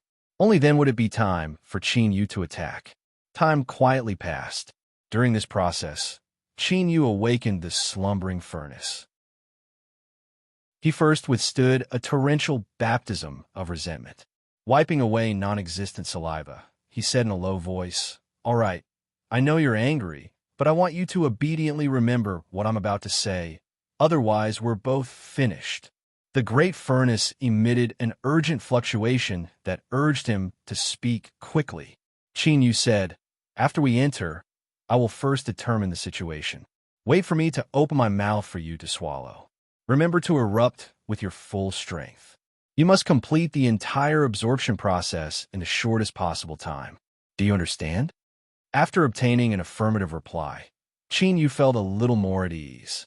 In truth, this reminder was only out of caution. In fact, with the great furnace's current condition, it was already impatient to eat. Once it began, it would surely eat at an astonishing speed. Moments later, the fire spirit rested for a moment and began another round of preparations. Qinyu stood on the ground, his eyes closed. He slowed his breathing and adjusted his condition to its peak. Although everything went smoothly and the scapegoat squad was full, Qinyu didn't have absolute confidence in whether or not everything would go smoothly. If the scapegoat squad turned out to be useless, or if they underestimated the strength of the sovereign will avatar, then Qinyu would have to withstand the terrifying suppression of the sovereign level with them. The dangers would still exist, and they would be fatal. The crystal tablet in his hand trembled, and Qinyu opened his eyes. The fire spirit panted for breath and said, "Master, we can set out." Qinyu lifted a hand and took back the fire spirit. He stepped inside. The moment the crystal tablet shattered, an illusory door appeared. Whoosh! His figure quickly submerged into it. The familiar transmission process was extremely gentle, and there weren't any bumps at all. Because Qinyu had already experienced it once, he remained calm as waves of heat rushed towards him. The ever-burning flame quietly burned, isolating everyone from sight. Qinyu suppressed the excited great furnace and flew inside. As Qinyu raced forwards, he soon arrived at the depths of the ever-burning flame, right outside the shining hall. Looking down, he saw that the hall door was already open. This was a signal left behind by the sovereign will. It meant that the scapegoat squad had arrived. Yao Tao should also be inside, but this was her own choice, and there was nothing Qinyu could do about it. He looked deeply at the hall and then left without hesitation, rushing out of the ever-burning flame. Taking a deep breath, Qinyu lifted a hand. With a deep bang, the great furnace was summoned. "Now let's begin." Bang! The impatient great furnace opened its mouth like a great beast, ruthlessly swallowing everything in its path. Rumble, rumble, rumble. Like a great river bursting through a dam, billowing flames shot into the skies. As they spun, they formed a column of fire that submerged into the great furnace. The swallowing process had begun. Qinyu looked deep into the ever-burning flame, his expression dignified. Without accident, the moment the great furnace began to swallow, the sovereign will avatar slaughter program had already started. The great hall within the ever-burning flame was the residence of the sovereign. It was filled with brilliant light. As Qinyu released the great furnace and activated the swallowing ever-burning flame, the flowing light on its surface suddenly paused for a moment. In the next moment, it reversed. That's right, above the great hall, the flowing light crazily spun in the opposite direction, its speed dozens of times faster than before. Rumble, rumble, rumble. A low and deep sound spread out from within the great hall, giving off the feeling that a great beast was awakening. And at this time, the Seamless Saint, the Su brothers, the three saints of wind and cloud, rain, and Yao Tao were all in the great hall. A low and deep sound spread into their ears. Although they didn't know what was happening, all of them instinctively grew vigilant. Across from them, the sovereign will avatar lazily leaned back in her chair. Suddenly, she blinked and smiled. You little fellows, your questions are quite tricky. I almost couldn't keep up, but now the game is over. Ignoring the people in front of her who suddenly froze, her gaze fell on Yao Tao. There were clearly 7 people, but he said there were only 6. The one he deliberately left out was you. There's no mistake. I can sense an aura from your body that is connected to his. The sovereign will avatar chuckled. As I thought, men are creatures with ruthless hearts. At a critical moment, they will let go when they need to. But what a pity that boy doesn't know that he has been tricked. She stood up and gently stretched her waist. Her graceful figure was eye-catching. Living is such a luxurious thing. Unless you have no other choice, who will be willing to give it up? Although I am a part of the sovereign, I am not exempt from the customs. And you all are my turning point. Swish! Her eyes suddenly turned crimson, like the finest blood jade in the world. They were filled with an icy, killing intent. But strangely, even under the onslaught of such intense killing intent, the sovereign will avatar still had a faint smile on her face. She didn't show any signs of losing control. As expected, she had lied. The devouring, ever-burning flame would indeed activate the pre-programmed slaughter sequence. But for some unknown reason, the sovereign will avatar was able to maintain its consciousness. True Divine, Seamless stomped his feet and retreated backwards. And at almost the same time, the space around the Su brothers shattered. As powerhouses of the Tao of Space, when the two of them joined forces, their speed of escape was astonishing. Unfortunately, what they faced today wasn't a pure sovereign will avatar. Although its strength couldn't compare to that of a true sovereign, it still wasn't something a saint could compare with. Bang! With a loud explosion, the Su brothers were forcefully blocked. With stuffy coughs, their faces paled and they tumbled to the ground. True Divine, Seamless followed closely behind.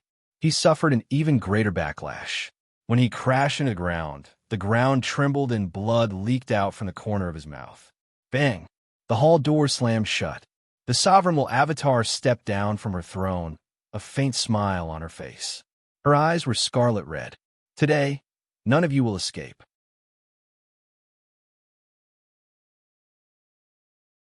Chapter 1409. The pillar of fire shot into the heavens, submerging into the furnace. You could clearly feel the excitement it was emitting, as well as the rapidly awakening energy within the furnace. Or, to be more precise, it could be called a formidable strength that was bursting forth from its transformation. Had been waiting for this moment for a long time. He should have been overjoyed, but even though he was happy, he felt even more restless. Looking deep into the ever-burning flames, knew that a slaughter might have already begun. As his thoughts raced, his heart shrank. A terrifying, suppressive feeling suddenly descended upon him. The chief gods will avatar had attacked. Furrowed his eyebrows. He maintained a calm expression, but his body was stiff like marble. This was enough to show that he wasn't as calm as he appeared. Terrifying, extremely terrifying. Although they were separated by a great distance, and the ever-burning flames were between them, you could still clearly feel its annihilating aura. The feeling it gave right now was like a black hole. That's right, it was the kind of black hole that was constantly releasing a terrifying, swallowing strength, sucking everything around it into its body. It was like being stared at by the most terrifying creature at the top of the food chain. Once it locked onto him, there was no way he could escape. The only thing that left a little relieved was that this terrifying black hole strength was concentrated in a single point and didn't spread outwards. He guessed that the range it covered was the hall within the ever-burning flames. Otherwise, the ever-burning flames in front of him would have been instantly swallowed up. Was this the slaughter program that the chief gods will avatar had said she had started? In truth, this was different from what had expected, because at this time, the feeling this terrifying black hole strength gave was one of true, swallowing, Thinking of this, his heartbeat sped up. Restlessness and fear wove together, becoming increasingly intense. He felt that the possibility he was most worried about had already occurred. Chinyu wasn't a rookie that had just stepped onto the path of cultivation. If he could smoothly live to this day and possess strength comparable to a peak saint and peek into the chief god realm, he would naturally be cautious. He wouldn't believe the words of anyone he met for the first time, even if that person was a chief god, even if there was some intimate connection between them. Thus, although Chinyu seemed to have great trust in the chief god's will avatar, the truth was that there was still a question mark in his heart. However, in Chinyu's opinion, if the chief god's will avatar wanted to harm him, there was no need to go through so much trouble. Thus, he was more inclined to believe it. But now, it seemed that there was another reason why he hadn't attacked him before. Of course, all of this was only Chinyu's guess, and he couldn't be completely sure. But since there was such a possibility, he had to place enough importance on it. Taking a deep breath, Chinyu said, "Great Furnace, I need you to be faster, faster than you are now." Rumble. The great furnace swallowed up the ever-burning flame. As it shook, it emitted roiling waves of sound. Its meaning was clear and concise. This was already its limit. The stone pagoda frowned. "Does Master feel uneasy?" Chinyu said, "You are different." The stone tower took a deep breath. From the very beginning, I felt that something wasn't right. It paused for a moment and then continued. After all, living on is something that no living being in this world can refuse. Chinyu waved his hand. "Stop pretending to be a philosopher. If you have a way, then hurry up. I'm sure you don't want to wait for the misfortune inside to befall us." The stone pagoda said solemnly, "All right." Its projection descended onto the great furnace.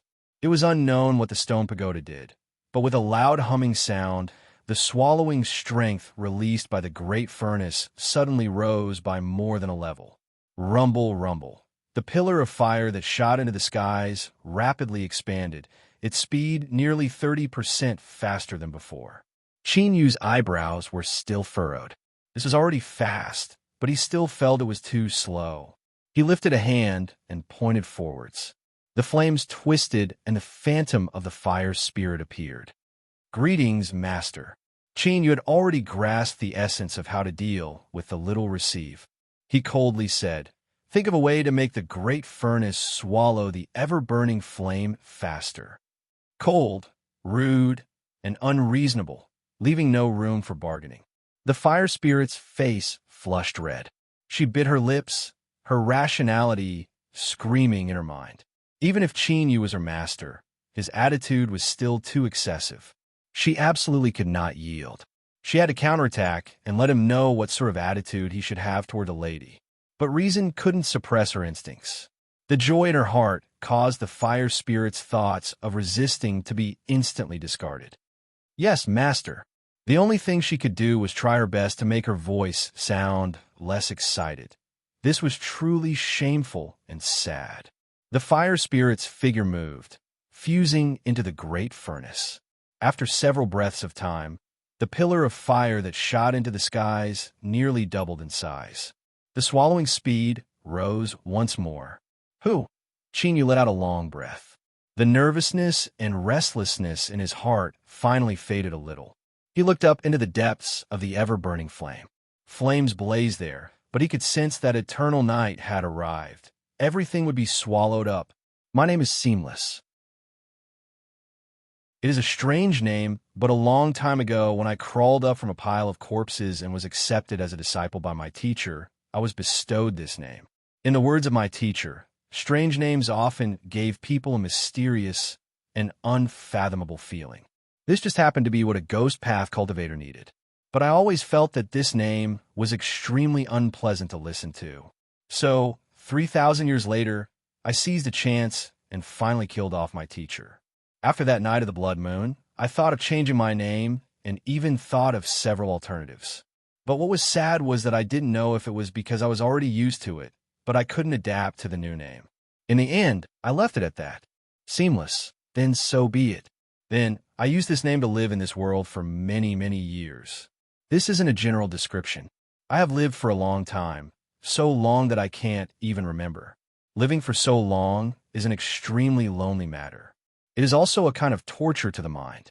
Many of the old monsters I know couldn't withstand the onslaught of time and finally ended their lives in madness. But I'm different. I have always felt that being able to live is an extremely rare and fortunate matter. This is likely related to how difficult it was for me to survive and become a ghost path cultivator. Of course, this isn't the important point. The important point is that I have lived for a long time, so I know far more secrets of this world than the average person. For instance, the world Zeros, the place where the ruler perished. In the legends, it is said that the ruler's relic is hidden there, a turning point that leads straight to the unsurpassed realm. In the beginning, I didn't believe it. But slowly, as I came into contact with it more and more, my soul began to tremble. It's true, it's actually true. For a very long period of time after that, I was waiting for an opportunity because there were two extremely powerful forces occupying the Zeroth land. They came from another world and possessed nearly undying and indestructible abilities. They ruled over countless experts. After discovering them, I was disappointed for a long time. I thought that I didn't have a chance. But people who have lived for a long time are more patient. I have coveted them for a long time, but I didn't have absolute confidence in obtaining them. I waited for many years with the old monsters. Then, an opportunity suddenly came. The Western Desolation had a conflict with that clan. We didn't know the specific reason, but we could guess that there was another party involved. The opportunity was fleeting. We made our move. Originally, everything was going smoothly.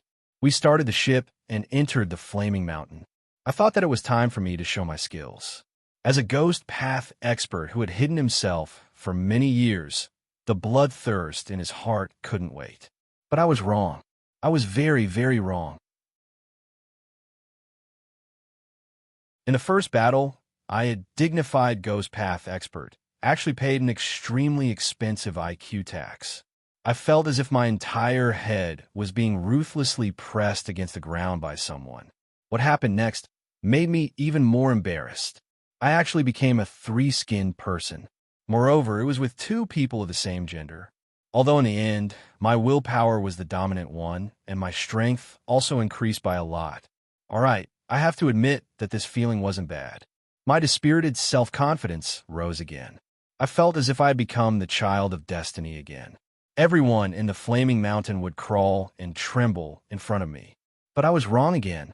I, a dignified ghost path expert who had lived for countless years, thought that my wit was unparalleled. But I actually paid IQ tax twice on the same person. The last time I paid IQ tax, I felt that it was extremely expensive. It was so expensive that I would remember it for the rest of my life and never make the same mistake again. But I was even more wrong. Because not only could the mistake be repeated, the IQ tax could be even higher. It could even be my own life. As the ruins of a ruler, the Zeroth world definitely had dangers. I knew this many years ago, but I never imagined that one day I would really lose my life here. Ruler? Is this a ruler? She clearly isn't her true body, so why does she possess such a terrifying strength? So terrifying that she is even stronger than the rulers I've seen before. My name is Seamless. I apologize for being a bit long-winded, but as a peak true saint who has lived for a very, very long time, I am about to die. So, please allow me to be long-winded for one last time. Bang! With a loud explosion, True Saint's seamless body exploded in the air. Countless pieces of broken bone and flesh gathered together, wildly wriggling as if they wanted to grow back together. But just as they barely managed to restore their human form, they were shattered and scattered by some terrifying strength once more. This repeated 3 times. True Saint's seamless broken body completely lost its vitality. The ancient true sages who were still struggling in the hall and trying to escape were now filled with despair. This was because they were well aware that the reason they were able to live until now wasn't because they were stronger than True Saint Seamless. Rather, it was because the woman in front of them had killed the strongest of them all. True Saint Seamless had already perished and his aura had completely vanished. This was something that the ancient true saints could clearly sense. Then, it would be their turn next. The ruler will avatar licked her lips, the blood-red color in her eyes even brighter. She lifted a hand and grasped forwards. The flesh and blood of true Saint Seamless instantly shrank into a ball, turning into a round pill the size of a knuckle. It was dark red and shined with light, like a pure gem. Within it was nearly the complete strength of a peak true saint. Su-Yan's complexion changed. His pale face revealed an uncontrollable fear. This was because at this moment, the woman's gaze fell onto him. Wind, cloud, and rain saints, help me block for a single breath of time. If I am killed, you will be next. Hearing his scream, the wind, cloud, and rain saints clenched their teeth and rushed out without hesitation. Wind, cloud, rain. In this life or death moment, the three saints didn't hesitate. They erupted with their strongest strength. Within the hall, within a small space, strong winds rose up. Then, thick clouds gathered and finally, a torrential downpour. Rumble, rumble. The violent explosions were caused by the three great Daos resonating with each other and their auras resonating with each other. They were truly risking their lives. It wasn't that the three saints were so great that they were willing to risk their lives to save Su-Yin, but in the current situation, they could clearly see that only by joining forces would they have a chance of survival. Well, to be honest, they might not even have a chance of survival. By killing true Saint Seamless, the ruler will avatar had already revealed its formidable and unparalleled strength. But until the final moment, they absolutely wouldn't give up. Even if the chances were slim, they would fight for it with all their strength. The ruler will avatar lifted a hand and pointed forwards. Her fingers were white and delicate, giving off a soft and beautiful feeling. But they released a strength that could destroy all. As this finger fell, there was a dull dong sound. Strong winds, clouds, and rain violently shook. It was like a tsunami had swept over everything, wiping away everything. Su-Yin, the wind saint screamed. Su-Yin turned around. His eyes fell on Su-Yin. There was a trace of pain in his eyes, but it instantly disappeared. Su-Yin took a deep breath. She slowly said, "Big brother, no matter what you do, I won't blame you." Su-Yin furrowed his eyebrows. "You know?" Su-Yin smiled. "In the end, I am still a saint." He bowed deeply. "Thank you, big brother, for helping me live all these years and allowing me to see the prosperity of the world. Now, I have no regrets in dying." He lifted a hand and placed a finger between his eyebrows. With a light cracking sound, his body instantly turned illusory. In the next moment, Su-Yin truly turned into smoke. As she breathed through her nose and mouth, she fused into Su-Yan's body. "Ah!" Su-Yin roared out loud. His aura wildly rose. "Kacha! Kacha!" The surrounding space seemed unable to withstand it. His aura shook and cracks began to appear. The ruler will avatar looked over, surprise in its blood-red eyes. Then, its lips curved up in a faint smile. Life-splitting art. I didn't see it before. What a pleasant surprise. Su-Yan's feet fell. He was like a meteor from the highest heavens, dragging a long tail behind him as he crashed into the earth. Kacha! Kacha! Space began to shatter. It was different from before. These spatial cracks clearly contained a horrifying tearing strength. It was invincible, nothing it couldn't destroy. It spread out like a spider web, as if it wanted to shatter the entire hall. The ruler will avatar narrowed its eyes. It lifted a hand and grasped forwards. Crackling sounds echoed out. At this time, the flesh and blood on its palm began to disintegrate. Countless tiny cracks appeared, as if it were a delicate porcelain that was being burned to pieces.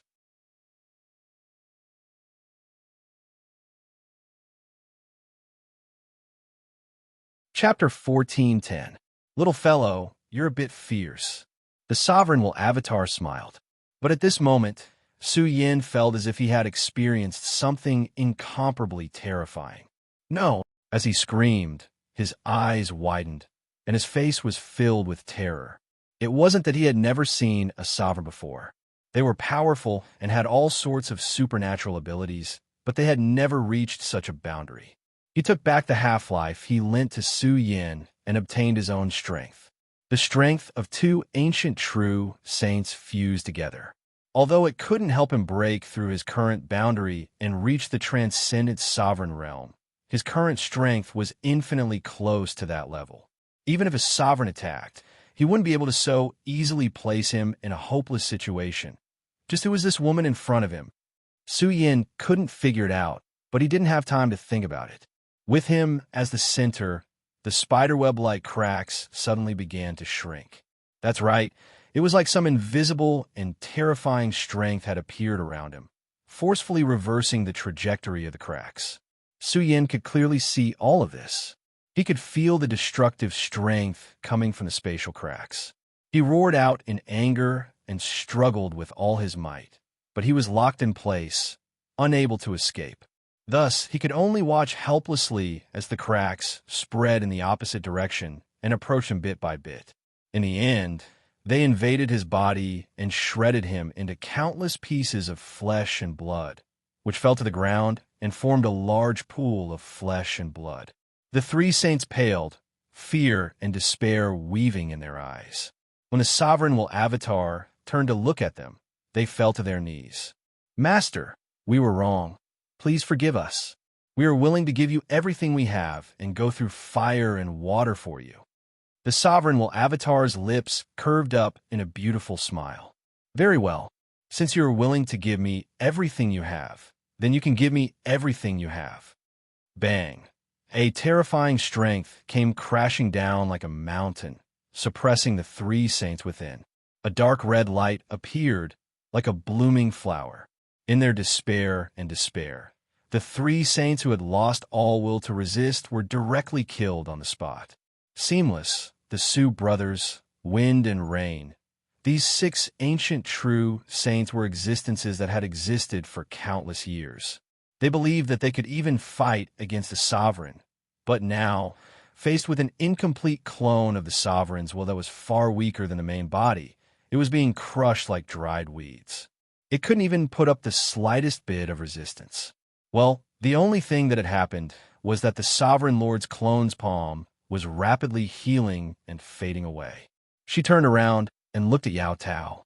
Narrowing her eyes, she said, "I can sense that you don't seem to be afraid.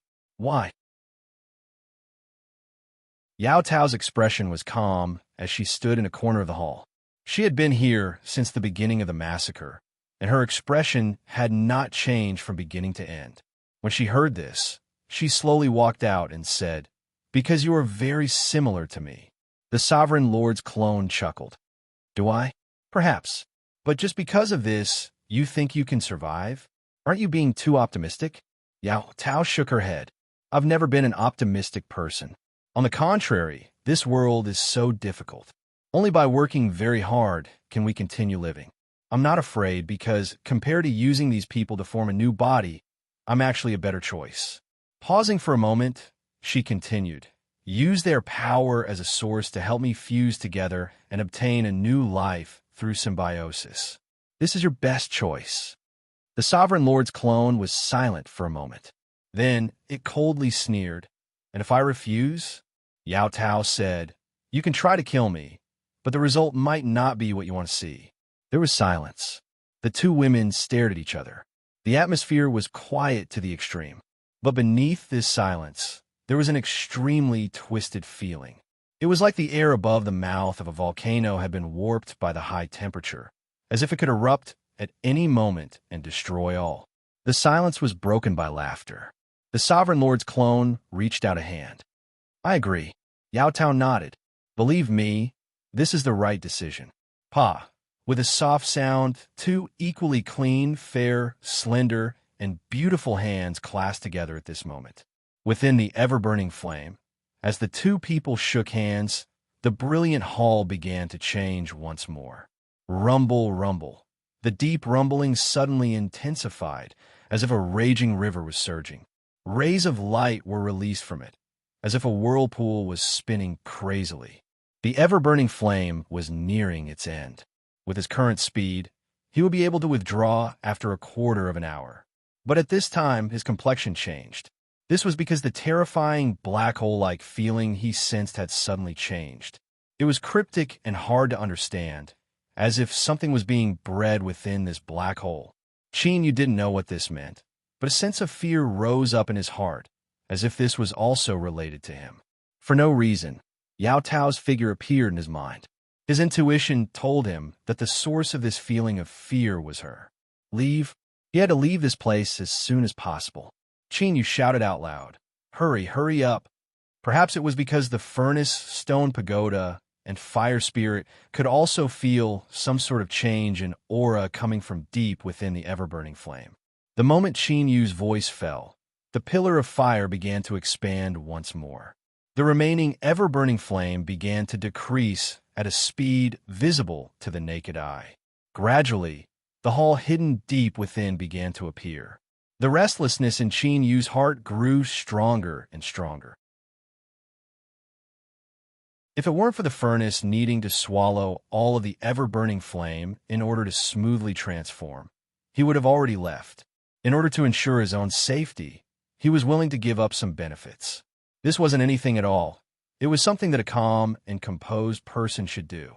But with things having reached this step, there was only a single step away from success. Let alone the furnace not wanting to leave, Yu wasn't willing either. Time slowly passed. In Yu's perception, it seemed incomparably slow and endless. Hurry, hurry, hurry. As the ever-burning flame decreased, the hall in his line of sight became increasingly clear. You could already see that on the surface of the hall, there was a wildly spinning vortex. It was like a giant mouth sucking in all of the light. As it spun at high speeds, it seemed to release an incomparably terrifying strength. At this time, tiny cracks began to appear on the surface of the hall. Yu's pupils shrank. His intuition told him that the fear he sensed came from this vortex. It was like in the next moment, an extremely terrifying existence would step out from this vortex. Rumble, rumble. The last ever-burning flame sank into the furnace. The stone pagoda cried out, "Master, hurry and leave." Its senses were sharp. Since you could sense the terror, he naturally could as well. Yu lifted a hand and grasped forwards, about to take the stone pagoda away. But at this time, his complexion changed. An accident had occurred. At this time, he actually couldn't take back the furnace. This wasn't because it was rebelling against him, but because there was an inexplicable strength that was forcing it to stay where it was. You could feel the panic in the furnace. It gently trembled as if it were withstanding some kind of unending pain. Don't panic. Yu took a deep breath and suppressed the anger in his heart. He focused his mind to communicate with the furnace. After several breaths of time, his complexion became strange. Although he knew that in the current situation, if he were to continue having such ridiculous thoughts, he still couldn't help it. Furnace, it was actually going to give birth. Who could tell him what the hell was going on? A furnace, fine. Even if it was a relatively fierce furnace, wasn't it not supposed to have the ability to give birth? What did one give birth to? A small furnace?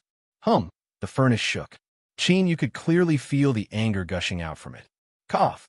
With a light cough, Yu suppressed this ridiculous and laughable feeling. He said in a low voice, "Don't hold it in. Since it wants to come out, hurry up and let it out. We have to leave immediately." The furnace shook again. It didn't agree. A furnace had its own dignity, so how could it give birth?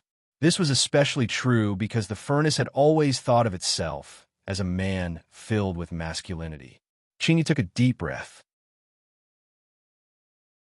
Stone pagoda, fire spirit, force it to hurry up and give birth. He couldn't even bother with decorations anymore. The vortex in the hall grew faster and faster.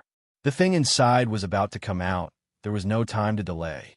The stone pagoda solemnly nodded. The fire spirit bit her lips, a bit of unwillingness in her eyes. But facing Yu's order, she simply couldn't refuse. Hum. The furnace wildly shook. But with the help of the stone pagoda and the fire spirit, it could no longer prevent the birth of the thing inside. Whoosh, With the sound of breaking air, a mass of light was forced out from the furnace, accompanied by a pitiful scream. It could be taken away. Chinyu lifted a hand and grasped it. Tears streamed down his face. From now on, the furnace's life was dark and without hope. It was directly taken away. Just as he was about to turn and leave, his complexion changed. He fiercely looked up and stared at the mass of light that was born from the furnace. As he felt the aura released from it, a sharp light burst out from his eyes. This was the aura of a ruler. No, it was more accurate to say that you could sense a great path to the heavens, rising up from the ground and soaring into the highest heavens. The great Tao of a ruler. A thought flashed through Yu's mind. He remembered that the avatar of the rulers had once told him that there was something left within the everlasting flame to tempt the western wilds and that other race, triggering the slaughter program within her. So the avatar of the ruler hadn't lied about this. There was indeed something within the everlasting flame that was enough to tempt the western wilds and that other race. That was the great Tao of a ruler. But at this moment, after confirming this, Yu felt even more ridiculous, because it was clear that the ruler of this world hadn't perished. If she hadn't died, then where did the great Tao of a ruler come from? Yu didn't believe that a single great Tao could simultaneously allow two people to become rulers. Otherwise, the number of rulers in this world wouldn't be so few and limited. Everyone would struggle for the vacant position of ruler. There was definitely a problem here. Yu took a deep breath and suppressed all his chaotic thoughts. No matter what the truth was, he knew he couldn't leave right now.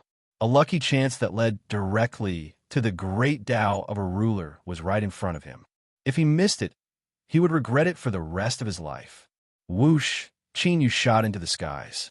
He lifted a hand and grasped forwards. But at this time, a deep roar exploded in his ears. Screw off. The ruler's mark is mine. Bang! A wild strength surged towards him. Yu's complexion changed. He lifted a hand to block, and with a loud bang, he was forced backwards. This voice was sage scholarly.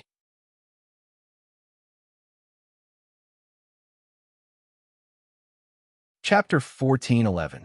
Many years ago, a locust tree and a peach tree were dug up by someone when their consciousness was still in its infancy. They struggled to shake their branches, tried to escape their unknown fate. But in the end, they were still pulled out from the soil. Don't struggle anymore. Your big sister has a bad temper. If you continue to be naughty, you'll be beaten. The voice was very pleasant, and there was a hint of a smile in its tone. It was clearly very warm, but for some reason, their muddled consciousness felt a great fear. The locust tree and peach tree didn't dare to struggle anymore. What followed was a period of bumpiness. It was hard to say how much time passed, but just as they were about to die, they were finally planted into the earth. All right, from today onwards, the two of you will be my guard generals. The voice sounded out again. It gently clapped its hands. So, you must work hard and quickly grow up. With the sound of footsteps, the owner of the voice turned and left. The locust tree and peach tree's nascent consciousness wasn't enough to let them know what they had experienced. But there was one thing they remembered clearly. From this day onwards, they had a master and they had to fulfill the duty of guarding the door for their master. As they worked hard to absorb strength, the locust tree and peach tree grew taller and thicker. After an unknown period of time, on a certain morning, as the dew rolled down, they suddenly awakened their consciousness. They opened their eyes at almost the same time and saw the world clearly. It was also on this day that they finally saw their master. She stood under the tree. She was very small, and she looked up with a smile on her face. However, in their eyes, she was very, very big, so big that she filled their entire field of vision and covered the endless sky above their heads. The master's smile was brilliant. She clapped her hands and said, "Congratulations to the two of you. From now on, you'll be true guard generals." So from that day onwards, they had their own names. One was called the Locust Tree General, and the other was called the Peach Tree General. Their master was always very busy. When she disappeared, it would be a long time before they could see her again. But every time they went out or returned home, the master would always greet them and affectionately call them, "Hey, my guard generals, how are you?" Every time she finished speaking, she would smile happily. They had thought that this peaceful life would last forever and they could continue to be guard general for their master. But something unexpected suddenly happened. There were many, many people. They were powerful, cruel, and ruthless. They crazily attacked, killing everyone they encountered. That was the first time they had truly seen their master in action. That petite body was actually able to erupt with such terrifying power. Every move she made caused the world to tremble. However, such a powerful master was still unable to withstand the frenzied encirclement of those invaders. They didn't fear death and didn't know what fear was at all. Even though many of them had already been killed, they still swarmed over from all directions like a tide. They were their master's gatekeepers, so they naturally had to fulfill their duty of guarding the door. However, the branches that were usually as strong as iron and stone were as fragile as paper when faced with intruders. They were easily shattered and torn apart. Pain and fear shrouded their minds. Their huge bodies were casually uprooted from the ground, and their branches were broken into several pieces. It was only because of the special characteristics of plant-type life forms that they were able to survive for the time being. But if nothing unexpected happened, death was only a matter of time. The locust tree generals and peach generals that fell to the ground could only watch helplessly as the place they guarded was slowly destroyed. Many people died. Some were familiar, and some were strange. The pungent smell of blood constantly accumulated in the air. Their master had died in battle. The sky turned blood red, and the earth began to break apart. Wild winds howled, and howled as all things began to be destroyed. They had originally thought that they would die with their master. But the cruel invaders had been forcefully expelled with the death of their master. A piece of a corpse fell in front of them. Its familiar aura and powerful strength indicated that it was a part of their master. The fear and threat of life and death was enough to overwhelm all reason. They were completely pulled out of the ground by their roots and uncontrollably wrapped around their master's corpse. The locust tree generals and peach generals survived. And because they had swallowed the strength of their master's corpse, their strength had increased by leaps and bounds. When the divine path opened, the beast races used this opportunity to become true saints. After an internal struggle, the best of friends turned against each other and parted ways, breaking through the boundaries and going their separate ways. But this did not mean that they had forgotten their origins. On the contrary, as they grew stronger and lived longer, they gradually learned more and more things. For example, their master was a supreme ruler, and the ruler realm was the supreme realm that they yearned for even in their dreams. If a piece of their master's corpse contained enough strength to help them become true saints, then just how powerful would their master's true inheritance be? So even though many, many years had passed, they had never forgotten where they came from or what was hidden there. They had tried more than once, but in the end they had gained nothing. They could only continue to wait for the moment their master's inheritance appeared. That's right, perhaps because they had absorbed some of the strength from their master's corpse. They had an incomparably clear and intense intuition that their master's inheritance definitely existed, and it was in that place. After a long period of time, so long that they couldn't help but wonder if their intuition was wrong, their master's inheritance finally appeared. Time slowly passed. The Western Mountains. In ancient times, this place had only been an ordinary mountain. Although it was high and dangerous, there were many that could compare to it. But because of sage Scholatry's appearance, the Western Mountains suddenly rose to become one of the top holy lands in the vast young world. The towering ancient scholar tree stood on the mountain ridge, its thick roots penetrating deep into the mountain. Its crown was extremely flourishing, casting an endless shadow. Sage Scholatry stood under the ancient scholar tree with his hands behind his back, looking at his own body from the perspective of a bystander. It was indeed a rather wonderful feeling. He and the yardmaster had been together for many years, and they had both received gifts from their master. That was how they had reached their current realm, and they naturally had some sense of each other. Not long ago, Sage Scholatry discovered the Yardmaster's secret. His soul was very weak, almost on the verge of collapse. Sure enough, the arrangements he had made all those years ago had finally taken effect. As long as the Yardmaster perished, everything he had would become Sage Scholatry's. Perhaps that would be the turning point for him to break through his limits and become a ruler. Having waited for many years, Sage Scholatry didn't mind waiting for a while longer. On the contrary, he had to be wary of the Yardmaster try to drag him down with her if she had nowhere else to go. So Sage Scholatry retracted all his tentacles and entrenched himself in his old lair in the Western Mountains with a taciturn attitude. He had even guessed that the Yardmaster would definitely come to the Western Mountains and force him to fight a great battle before she finally perished. Sage Scholatry had already thought of a way to deal with her. He couldn't possibly give the Yardmaster the chance to drag him down with her. But changes always came faster than plans. Beneath the towering ancient scholar tree, a scholar tree with his hand behind his back, Sage Scholatry's expression changed abruptly.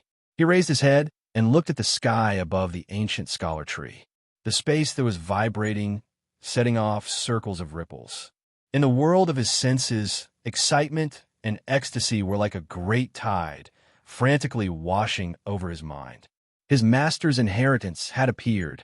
Without the slightest hesitation, Sage Scholatry took a step forward, and his figure instantly merged with the towering ancient scholar tree. The next moment, the earth quaked and the mountains shook. The entire Western Mountains were shattering, and countless thick roots were pulled out from the ground. The ancient scholar tree shot up into the sky, collided into the vibrating space, and disappeared. His master's inheritance represented the path to becoming a ruler. He had to fight for it. The other was that Sage Scholatry would never give the Yardmaster any chance to make a comeback. The inheritance had already appeared. Since he could sense it and was directly summoned, the Yardmaster could also obtain it. If he didn't go, wouldn't that mean he had to give the inheritance to the Yardmaster? Thus, on this day, the Western Mountains' ancient scholar tree broke through the mountain, smashing through the void. Beside the ball of light, space violently shook. A massive shadow rushed out, tearing apart space and causing countless cracks to spread out in all directions. West Mountain Scholatry Sage had arrived. After forcing back Chinyu with a single strike, he no longer cared about him. Now, all of his attention was focused on that dazzling ball of light. Branches swayed, causing countless leaves to rub against each other, emitting rustling sounds like a tide. Ruler Great Tao. Ruler Great Tao. There was no mistake, absolutely no mistake. As long as he could obtain it, he could break through his shackles and become one of the strongest existences in the world. Bang! The ancient pagoda tree that supported the sky whistled as it rushed out. Countless branches whizzed out, and it was like a large net that covered the heavens and the earth, wrapping the ball of light within it. Chinyu frowned, anger surging in his eyes. He didn't know why Sage Scholatry was able to directly arrive here, but no matter what, he absolutely could not allow the ruler Great Tao to be obtained by him. He took a step forward, and a powerful aura broke out from his body. His robes fluttered and his black hair fluttered. At this moment, Chinyu released his greatest strength without reservation. He raised his hand and clenched his fist, ready to punch forward. But just as he was about to strike, there was a loud explosion, and space shattered once more. The ancient peach tree tore through space and descended. Give it to him. A low and calm voice sounded in Chinyu's ears. His eyes flashed with hesitation and confusion. He took a deep breath and let go, turning around and bowing. Disciple Chinyu greets teacher. When he attacked with all his strength, he couldn't conceal himself perfectly, so it wasn't surprising that the Yardmaster could recognize him. The peach tree was silent for a moment, and then it said softly, "Chinyu, you are even more outstanding than I imagined. You were actually able to find the location of Master's inheritance." After a pause, it continued. "In addition, I must admit that when I told you about the existence of the ever-burning flame, I did have some selfish motives. The yardmaster didn't elaborate, but when he saw the ruler Great Tao appear and sage scholarly and the yardmaster descend at almost the same time, Qin Yu reacted no matter how slow he was. Perhaps from the very beginning, the yardmaster had thought of using Qin Yu's hands to find the ruler's inheritance, and then change her current situation to prolong her life. He was definitely unhappy because the yardmaster hadn't been honest with him. But putting himself in her shoes, it was reasonable for the yardmaster to make such a decision. Moreover, now wasn't the time to consider such things. The ruler Great Tao was right in front of him, and sage scholarly had already tried to snatch it.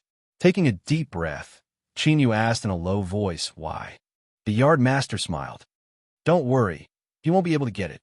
She paused, and her voice became faintly discernible with a hint of emotion.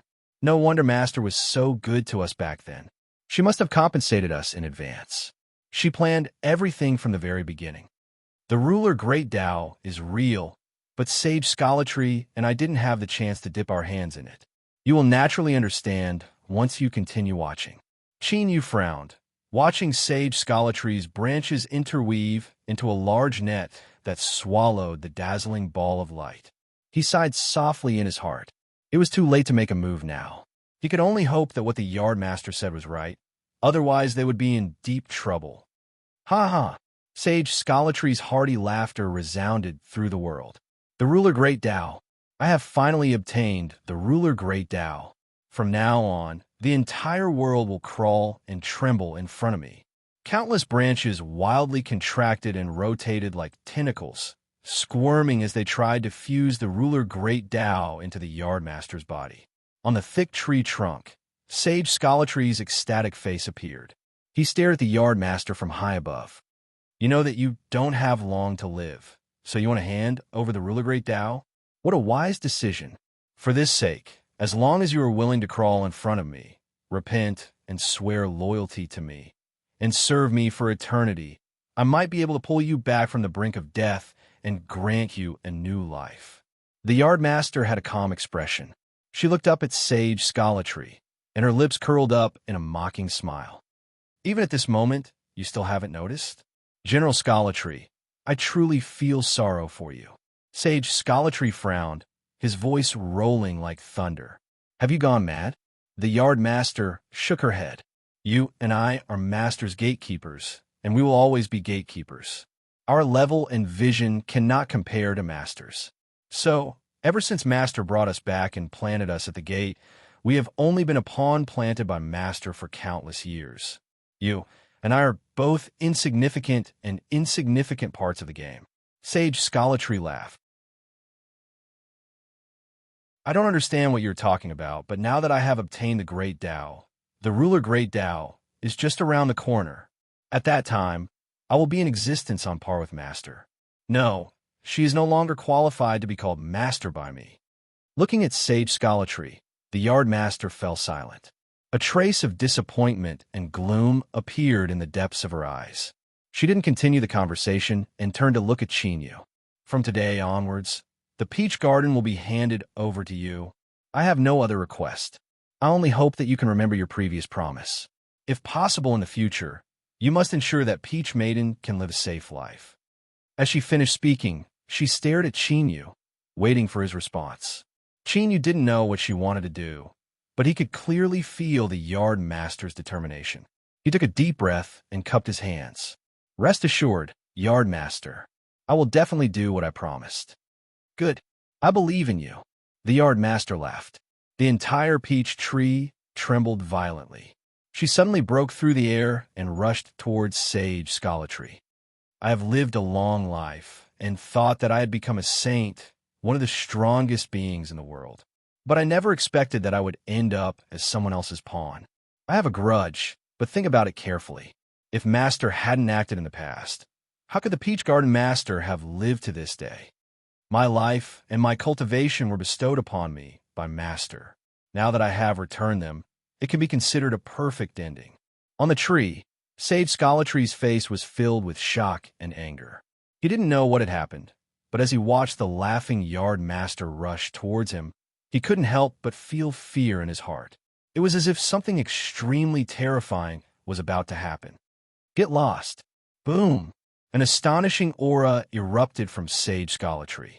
After obtaining the ruler's mark, his strength had clearly increased tremendously. But at this moment, Sage Scholartree's expression suddenly changed. It was as if someone had pressed a switch that controlled his body, because all the strength in his body instantly came to a standstill. His body stiffened like iron, and his face was filled with horror. And at this time, the Yar Master had arrived. The towering ancient scholar tree and the towering peach tree were like two mountains that collided with each other without the slightest pause.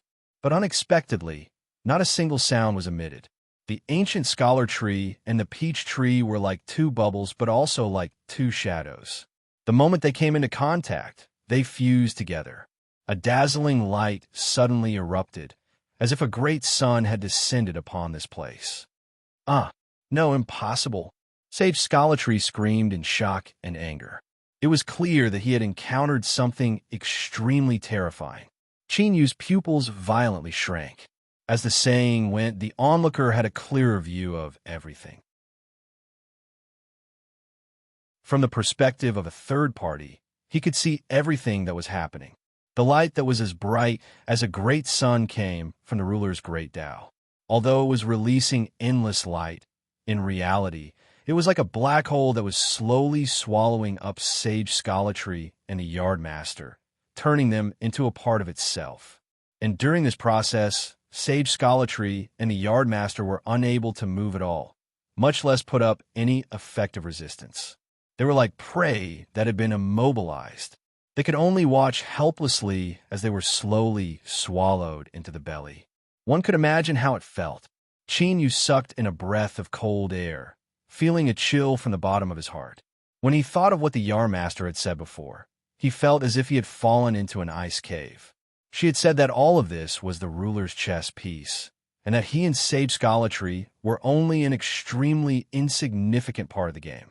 His thoughts uncontrollably spread outwards. Suddenly, a hair-raising thought appeared in the depths of Qin Yu's mind. The part of the ruler's corpse that Sage Scholartree and the Yard Master had absorbed back then might not have been a coincidence. Someone had deliberately thrown a part of the corpse in front of them, using it to achieve some sort of goal. And that person was without a doubt the ruler, who had escaped by faking his death. According to the information he had now, he could now try to restore what had happened back then. First, the ones who had attacked the world Zeroth land and brazenly raised the butcher's knife against the ruler should have been Western Wilderness and that clan. Only they had the strength to complete the task of killing the ruler. Disregarding Western Wilderness and that clan's motives for brazenly slaughtering the ruler had escaped by faking his death during the calamity. But during this process, there should have been some flaws. Thus, she had arranged the everlasting flame and the avatar of the rulers were within the palace. This was a trap to give Western Wilderness and that clan a pleasant surprise, but it was also a chance to erase this flaw and ensure that she could continue hiding. Before this, Qin Yu had sensed that something was amiss. He had discovered that the actions of the ruler's avatar were different from what he had imagined. Perhaps some other unforeseen event had occurred, and the existence of Sage Scholartree and the Yard Master was to correct any possible accidents.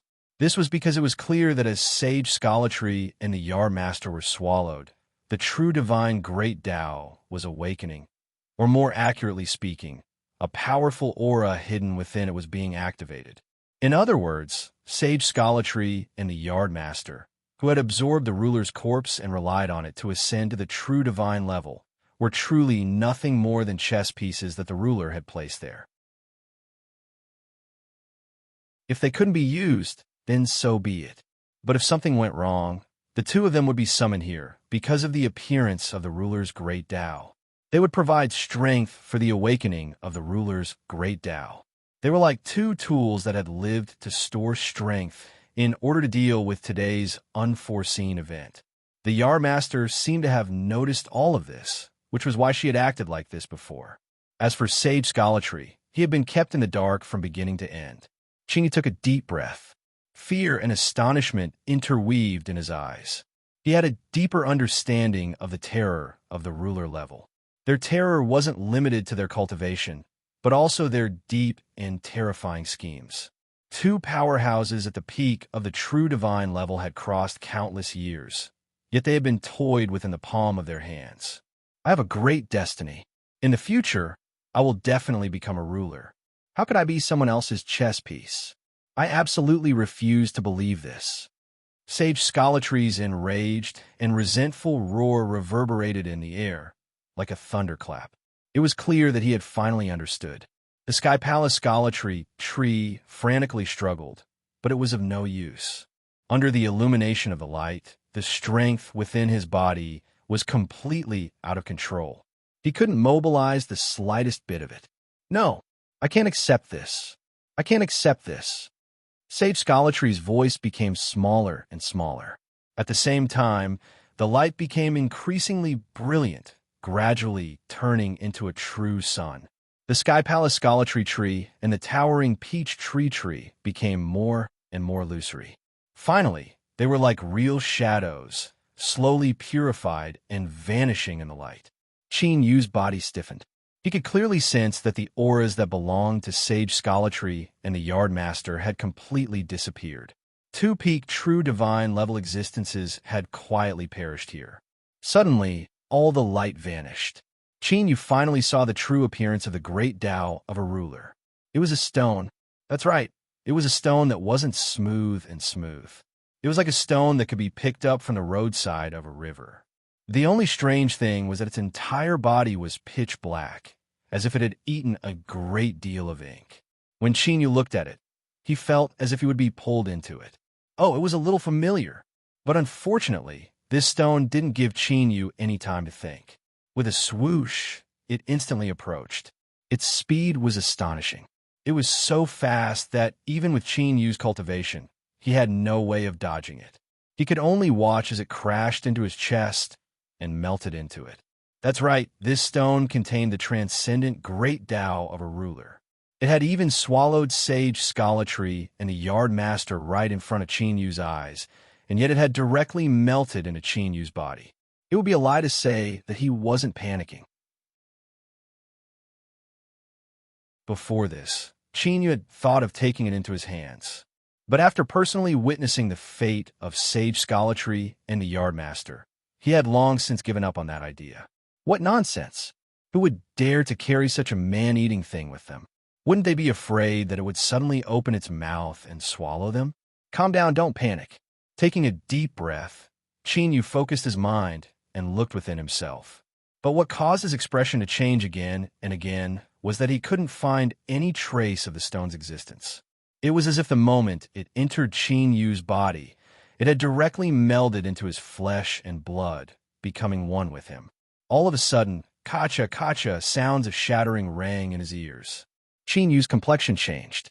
He remembered that he seemed to have forgotten something. He looked up and saw that in the distance, as the everlasting flame vanished, the palace that had completely appeared had collapsed and shattered. The vortex formed by the flowing light on its surface had vanished along with it. Thus, within the vortex, Yao Tao was revealed. Her eyes were closed as she floated in the air. Shua, her eyes opened. Their black and white were clear and translucent, but they were terrifyingly cold. They were like ice crystals without the least bit of warmth, and there were no fluctuations of emotion. Looking up, her eyes fell on Qin Yu. Yao Tao took a step forward, lifted her hand, and pressed it down. Rumble, rumble. At this moment, it was like a heavenly river was toppling over. A terrifying strength surged forth like a tide. She wanted to kill Qin Yu.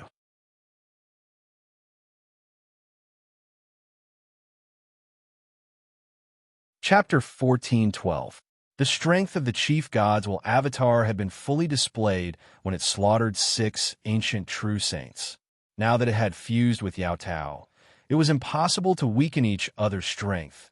Otherwise, the chief gods while Avatar wouldn't have agreed to this. The reason he mentioned this was because the current Yao Tao, or perhaps the chief gods will version of Yao Tao. Well, let me say something else. When the resentful spirit, Li Siji, and the seamless saint combined into a group skin, it gave off a strange and disgusting feeling. But now, Yao Tao and the chief gods will Avatar had fused together. They were also of the same gender, but the feeling they gave off was completely different. It was a bit novel, a bit exciting, and there was even an invisible ripple of energy. It seemed there really was a difference between men and women. The topic had wandered off, so it was brought back. Qingyu looked up at Yao Tao, his expression grim. Before his pupils could shrink, he instinctively responded. He lifted a hand and punched out. With a loud explosion, it was like a boulder smashing into a lake, causing billowing waves to rise up. But just as the waves rose up, they seemed to be crushed by a mountain. The waves snapped in half, as if they had been cut by a blade. With a stuffy cough, Qingyu drew backwards. The clothes on his chest were torn to shreds, revealing a delicate purple palm print. Terrifyingly strong. At this time, Qingyu felt as if he couldn't contend with her at all. It was a complete suppression on a completely different level. At this moment, Yao Tao, who had her hand pressed down, took a step forward without any hesitation and continued her attack. Without any fancy moves, she lifted her hand and brought it down again. But this time, the feeling Qingyu felt was even more terrifying. Qingyu took a deep breath and his chest puffed out. Shield guard. Rumble, rumble. A formidable strength broke out from his body. The space around him violently shook and the shadow of a shield appeared. It was extremely fast. In the blink of an eye, the shadow condensed into reality. This shield was silver white, and countless runes wove together on its surface. As the shield's shadow appeared, not only did the spatial shaking not disappear, but it became even more intense. The power of space.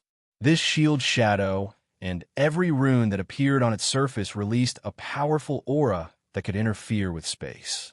And this was the foundation of the shield guard. Space shook. Although it seemed chaotic, the truth was that there were countless spatial faults within. Each spatial fault was able to counteract some of the invading strength from the outside world, finally resisting it. But Qingyu had only just started cultivating it and was far from crossing the threshold, let alone being able to display its true might.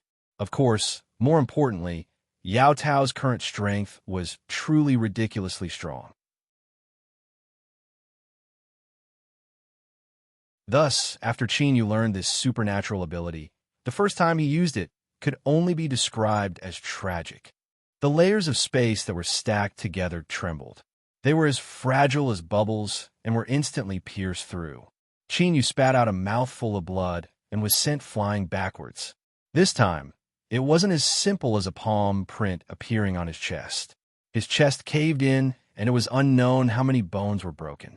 And what was even more terrifying was that a destructive strength had invaded into his body. As it spread outwards, everything within its range was destroyed.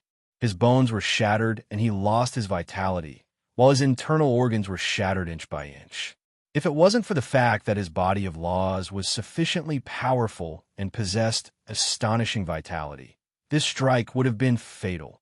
But even if the body of rules didn't die from this strike, it would take time to recover. And Yao Tao clearly didn't plan on giving Qingyu any time to recover. Tricks were ultimately based on power, so as long as one had enough power, one would be able to use it. Well, there was no point in playing tricks. Yao Tao clearly held onto this train of thought. Her third attack was still the same as before. She lifted her hand and pressed forward. It was the kind of casual lifting of a hand without any ruthlessness or killing intent. But when combined with her cold expression and emotionless eyes, it gave off an even more terrifying feeling. Qingyu clenched his teeth. The half-completed Great Tao in his body trembled. He had no other choice but to use the sword he had obtained in the East Sea. If he had to pay the price, then so be it. It was better than being smacked to death by Yao Tao. But even if he used the sword, he could only survive one more time. If Yao Tao continued to attack, then there really wasn't anything he could do. His previous premonition had been right. This woman was a star of calamity. As expected, he was about to suffer a great loss at her hands. Why hadn't the sovereign Great Tao made its move yet? That's right. This was the fundamental reason why Qingyu could still barely maintain his calm, even though he was in a sorry state and had suffered serious injuries from the Heaven Peach Hammer. Sage Scholatry and the garden mistress had been summoned and swallowed up by the sovereign great Tao to provide it with strength. If nothing went wrong, it would soon awaken. Otherwise, what was the point of the saint doing all of this in the past? Was it just to have the sovereign great Tao fuse into Qin Yu's body and then have her explode from the heaven peach hammer? That was impossible. Thus, there was a high chance that the sovereign great Tao still needed some time to activate. And what Qin Yu needed to do now was to work hard to survive during this period of time so that he wouldn't be killed. He suddenly realized why the sovereign great Tao wanted to fuse into his body. Perhaps it wanted to use Qin Yu as a shield to buy time for itself. There was no time to think about this. The cry of a sword rang out. Qin Yu stuffily coughed, and his complexion paled. Every inch of his flesh and blood violently twitched. The terrifying feeling of being sucked out made him feel as if he were being grabbed by a giant invisible hand, crazily kneading and squeezing him. It was like every bit of strength in his body was being forcefully squeezed out. But in this extremely painful situation, Qin Yu couldn't control his body. He lifted a hand and grasped forward. Sword shadows appeared and rapidly solidified. With another sword cry, Qin Yu felt like he had been struck in the head with a heavy stick. His field of vision fell into darkness. He felt as if his soul had been ruthlessly stabbed by something that wasn't very sharp and was covered in rust. The pain was so intense that his mind was on the verge of collapse. His flesh and blood trembled even more violently, and yet he couldn't show any expression on his face. In fact, his aura was as stiff and cold as his face, giving off a ghastly feeling. Qin Yu grasped the sword in his hand and slashed forward. Bang! Thunderclaps seemed to explode in his ears. The moment the sword fell, his consciousness fell into a blank. By the time Qin Yu regained his composure, he saw that Yao Tao had been sent flying far away. She lifted a hand to block in front of her. A clear line of blood appeared on her fair and delicate palm. It seemed shallow, but her pale complexion and the large bloodstains on her dress indicated that the damage caused by this sword wasn't as simple as it seemed. But even though he knew that Yao Tao was injured and this was the best time to continue attacking or turn around to flee, Qin Yu couldn't do it. Who? He gasped for breath, as if he were pulling on an incomparably worn bellows. Every time he did so, a burning pain would rise up in his chest. The words sore and weak could no longer describe Qin Yu's current state. His entire body was like a limp shrimp, and all he had left was the strength to gasp for breath. He had reached his limit. He had really reached his limit this time, let alone the fact that he didn't have any cards left in his hands to resist Yao Tao. Even if he did, he didn't have the strength to continue using them. With a thud, he slumped to the ground. He covered his mouth and nose as he violently coughed. Even if he didn't look down, he knew that he was coughing up blood. Moreover, it was a large amount of blood. His entire palm was wet. Indeed, in this world, it was impossible for everything to go as one imagined. Qin Yu had clearly schemed against someone else and was prepared to be the fisherman that reaped the benefits. But accidents always occurred outside of his plans, and things uncontrollably developed to this step. With great difficulty, his coughing slowed down a little. Qin Yu took several deep breaths, suppressing the tumbling nausea in his chest. I say, you should wake up by now. I've already reached my limit. If I do it again, I'll definitely die. There was no response. The sovereign great Tao that had fused into his body had completely vanished. But at this time, Yao Tao moved. She stepped forwards, ignoring the barriers of space. When she lifted her foot, she was far away, but when she landed, she was right in front of him. She lowered her head, her eyes meeting Qin Yu's. Then, she lifted her hand and grabbed Qin Yu's neck. Without speaking, without even the slightest fluctuation in her eyes, Yao Tao's fingers tightened. At this time, Qin Yu could clearly hear his Adam's apple emitting cracking sounds as it withstood the powerful pressure of the outside world. Moreover, if it weren't for the fact that his body of rules was strong enough, it would have already been crushed to pieces. The sovereign great Tao still didn't respond. Qin Yu bitterly smiled. He began to regret not attacking Yao Tao at the start. Otherwise, things wouldn't have developed to this stage. He really didn't expect that he would die in the hands of this woman. But at this time, a fluctuation appeared in Yao Tao's eyes. She clenched her fingers and stopped where she was. You promised me that you would only attack 3 times. I did say that, but his body contains that woman's aura. I must kill him. He cannot die. You want to resist me? The one who spoke was Yao Tao. Moreover, whether it was her voice or her tone, or even the pauses between her words, they were completely the same. Yet, there was a strange feeling that they were completely different. It was like there was another will hidden within Yao Tao's body. The avatar of the sovereign great Tao. Qin Yu almost instantly thought of this. This also explained why Yao Tao had been the one to appear in the end, and why she had such terrifying strength. Could it be that in recent times, the phrase, "if you're naughty, I'm naughty too," had become popular? With a stuffy cough, blood flowed out from the corners of Yao Tao's lips. Countless tiny cracks appeared on the surface of her body. They were very, very small. If one didn't look carefully, they wouldn't be able to detect them. But the truth was that these cracks were very deep, so deep that they sank into her body. They were deep enough to disintegrate Yao Tao into countless pieces. I already promised you that I would attack Qin Yu 3 times. Since he hasn't died, that means he has a reason to live. So, you cannot attack again now. Otherwise, believe me, the result will not be what you want to see.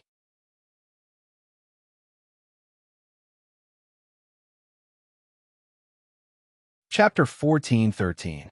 Yao Tao took a deep breath, her voice even colder. Now, give me control of your body. There was complete silence. Peepa, peepa. On the surface of Yao Tao's body, the tiny but shockingly deep cracks suddenly spread outwards, forming cracks of varying sizes. Dark red beads of blood overflowed from these cracks. In almost an instant, Yao Tao's entire body was soaked. Her dress was dyed the color of blood, a dazzling red. I hope you don't regret this. Yao Tao closed her eyes. When she opened them again, they were still black and white, but there was a hint of exhaustion in their depths. She glanced at Qin Yu and took a step back. I don't know how much longer I can threaten her. It's best if you leave now. Qin Yu gasped for breath. The powerful regenerative abilities of his body of rules were fully displayed at this moment. Although he had been severely wounded and had been sucked out by that terrifying sword, nearly causing him to lose his life, he had managed to restore some of his mobility in a short period of time. Of course, this so-called mobility was only enough to struggle to stand up. He wouldn't continue to lie on the ground and stare up at Yao Tao. He was still far from being able to jump around, or to be more precise, turn around and leave. Cough, cough. Just moving a little affected his injuries, and he began to violently cough. This was the cardiac tearing lung. As he coughed, he began to vomit blood. But as he did, Qin Yu felt his chest relax, and he felt much more comfortable. Yao Tao revealed a nervous expression. Are you okay? Qin Yu waved his hand, indicating that she didn't need to come over. I won't die. This situation was quite strange. It was clearly Yao Tao who had attacked him and left him in such a state, but now she was suddenly concerned about him. Perhaps thinking of this, Yao Tao revealed a look of guilt. I'm sorry. I didn't want to hurt you. It's just, Qin Yu let out a deep breath. I know. He looked at Yao Tao, a flash of hesitation in his eyes. He said in a low voice, leave now. Although the sovereign great Tao hadn't moved after fusing into his body, it definitely wouldn't remain like this forever. In any case, Yao Tao had saved Qin Yu's life. This was an indisputable fact. Even if he knew that letting Yao Tao leave was an extremely stupid thing to do, he couldn't repay kindness with enmity. After today, the grudges between them were settled. The next time they met, they would have to rely on their own methods. Qin Yu never doubted that he would become enemies with Yao Tao. This involved Peach Girl and involved the struggle between his soul seed avatar and his main body. No matter what, he couldn't allow this to happen. Yao Tao's expression changed slightly. As if she had thought of something, she took a step forward and retreated. Space rippled as her figure rapidly turned blurry. At this moment, a cold snort sounded out. The voice was filled with annoyance and a bit of resentment. Just now, she was nearly smashed to pieces by you, but you actually let her go like that. Chinyu, is there a hole in your brain? Shua, a phantom suddenly walked out of his body. At first, it was extremely blurry, but in the blink of an eye, it became solid. They had the same tall and slender figure, the same domineering curves, and even the blurry faces were exactly the same. The woman in front of him was exactly the same as the avatar of the rulers he had seen in the main hall, as if they had been carved from the same mold. She raised her hand and clenched her fist. The rapidly retreating Yao Tao let out a muffled groan as her figure was forcefully interrupted and returned to reality. She staggered. The space around her shook and shattered. Yao Tao's eyes were filled with panic and anger, but they only lasted for a moment before turning into icy indifference. Her entire aura changed. She was like an ancient block of ice, emitting a cold chill. "You've come," she spoke, the chill in her eyes becoming even deeper. The woman who came later lifted a hand and pointed forwards. Across from her, Yao Tao froze, her entire body seeming to freeze. Then there was no then. After easily slaughtering 6 ancient true saints and fusing together with Yao Tao, the avatar of the rulers had casually smashed Chinyu into this pitiful state. Yet, with just a light finger, she had been suppressed where she stood. Chinyu's heart skipped a beat. At this time, a thought suddenly appeared in his mind. Were all women these days so terrifying? The feeling that Yao Tao gave him was that she was so formidable that he couldn't contend with her. Even if he used all of his strength, and even used the sword of the East Sea, he would only barely be able to preserve his life. But such a Yao Tao had actually been suppressed by a single finger, let alone the several waves of attacks between them. The truth was that she only had time to say a few words. She didn't even have a chance to attack before everything was over. Just how strong was the woman who appeared later? In truth, this already surpassed the limits of Qin Yu's imagination. Because, in his opinion, the current Yao Tao was in no way weaker than a ruler. In other words, she could suppress a ruler with a single finger. If he didn't see this with his own eyes, he wouldn't have believed it. What are you daydreaming for? Hurry up and kill her, and this matter will be over. The woman frowned, her tone unkind. She felt full of resentment, as if she had been forcefully dragged out of her sweet dreams. She felt extremely unhappy. But why did I have to do it? Chinyu looked up. The woman furrowed her eyebrows. She patiently explained, "Because of certain reasons, I cannot kill her. So, it can only be you." Chinyu bitterly smiled. "Senior, look at my current appearance. It's already not easy for me to stay alive, so where would I have the strength to kill someone? You humph." The woman clenched her teeth. "Why did I choose you in the first place? I was too blind to have been beaten into this state by her." Chinyu bitterly smiled. Although there was a high chance that this person in front of him wouldn't harm him, it was still best to be cautious. She could say whatever she wanted, and he would pretend he didn't hear her. The woman paced back and forth several times. She rubbed her temples, a distressed expression on her face. "I can't stay here for too long, and I can't kill her. What should I do?" Chinyu raised a hand. "Senior, how about you help me heal my wounds first?" The woman rolled her eyes. "Do you think I can't think of such a simple method?" She took a deep breath. "Isn't it because you're too weak right now? So weak that you can't even withstand a bit of my strength. I am willing to help you heal your wounds. But as long as I pour a bit of my strength into you, your entire body will explode like an overinflated balloon." Chinyu's face stiffened. He quietly lowered his hand. "Fine, I'll pretend I didn't say anything." Thump, thump, thump. The woman's footsteps suddenly became heavy. She looked up, a fierce light in her eyes. "No matter what, I must kill her today. At worst, I'll just have to sleep for a bit longer." She lifted a hand, about to point out. Chinyu suddenly said, "Senior, wait." His forehead was covered with beads of sweat. He was a bit scared by this woman. How could she change her mind so quickly? He couldn't kill her just now, but now she wanted to do it herself. If the chief gods will Avatar wanted to kill him, Chinyu wouldn't care about her life or death. On the contrary, he would clap his hands in glee. But Yao Tao couldn't die. At least not now.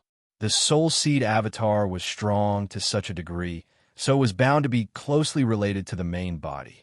Peach Girl was in an extremely bad state to begin with, and the Garden Master had already been swallowed by the Chief God's great Tao.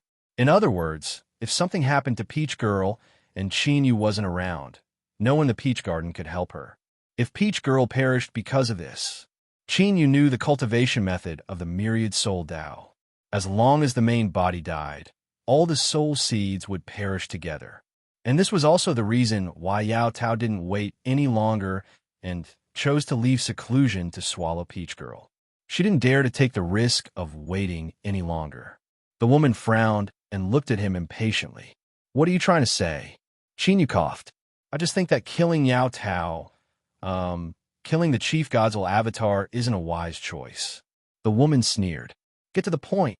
The point is that, in my opinion, Senior might as well attack first and seal the Chief Godzilla Avatar here. Later, when you think of a way, you can kill her. Like this, Senior wouldn't need to pay any extra price. Isn't that the best of both worlds?" Chinyu's forehead beaded with sweat as he spoke. Even he thought these words were ancient. He was afraid that the woman would sneer and raise her hand to exterminate him first.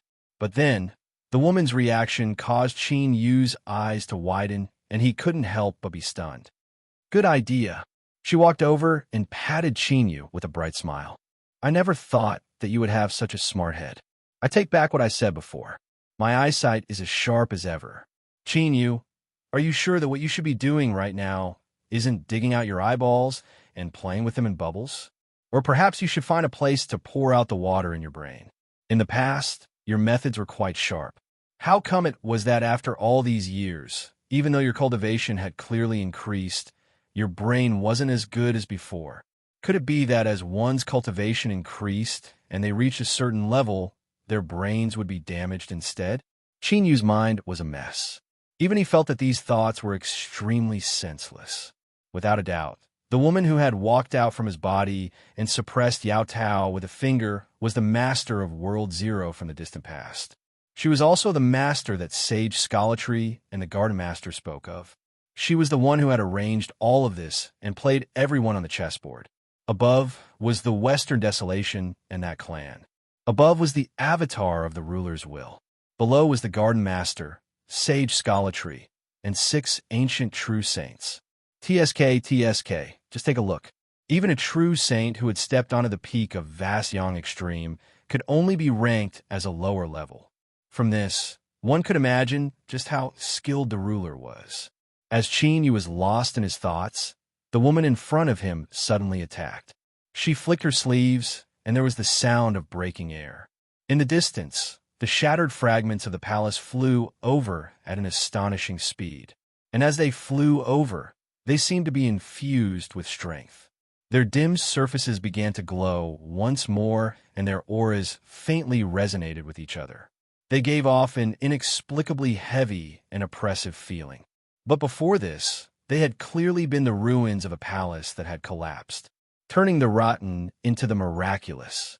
This was the second label that Chinyu had placed on the woman in front of him besides the word formidable, or perhaps this was also part of her plan. She had arranged this in the palace a long time ago. Comparatively speaking, the former was somewhat easier to accept, but if it was the latter, that was far too terrifying. Fragments of the palace floated around Yao Tao. The woman stepped forwards, looking down from above. "I know that you can hear me right now. Then, I will give you a chance. Kill the woman who is controlling your body, and I will give you a chance to live. Otherwise," she sneered several times. She flicked her fingers, and the fragments of the palace immediately contracted. Kacha, kacha, where they connected, they emitted light cracking sounds. These sounds were emitted when they collided with each other. But at the moment of impact, they fused together, forming a spherical half-sealed space. The so-called half-sealed space referred to the fact that the fragments of the palace hadn't completely fused together yet. There were still massive gaps between them. But it was clear that if she wanted to, she only needed a single thought to completely fuse the fragments of the palace together, turning the interior into a sealed and dark cage without the slightest bit of light. The woman's lips curled up. She slowly said, "Trust me. As long as I want to, this sealed cage is enough to trap you inside forever. In other words, until death arrives, you will spend your days in darkness and torment." I've tasted a similar feeling for a period of time, so believe me, it's definitely not a very comfortable feeling. If you can really do it, it is best that you immediately agree to it. And even if you can't, you should at least try your best. Qin Yu's complexion changed, revealing a dignified look. This was because it was clear that the person the ruler was speaking to wasn't the ruler's avatar, but Yao Tao. She wanted to force Yao Tao to attack and kill the ruler's avatar, and this idea seemed to have been inspired by him. As expected, how could a creature like the ruler be a naive fool? Everything she had revealed was probably just one side of the multifaceted picture, and you would never know what was hidden beneath these different faces.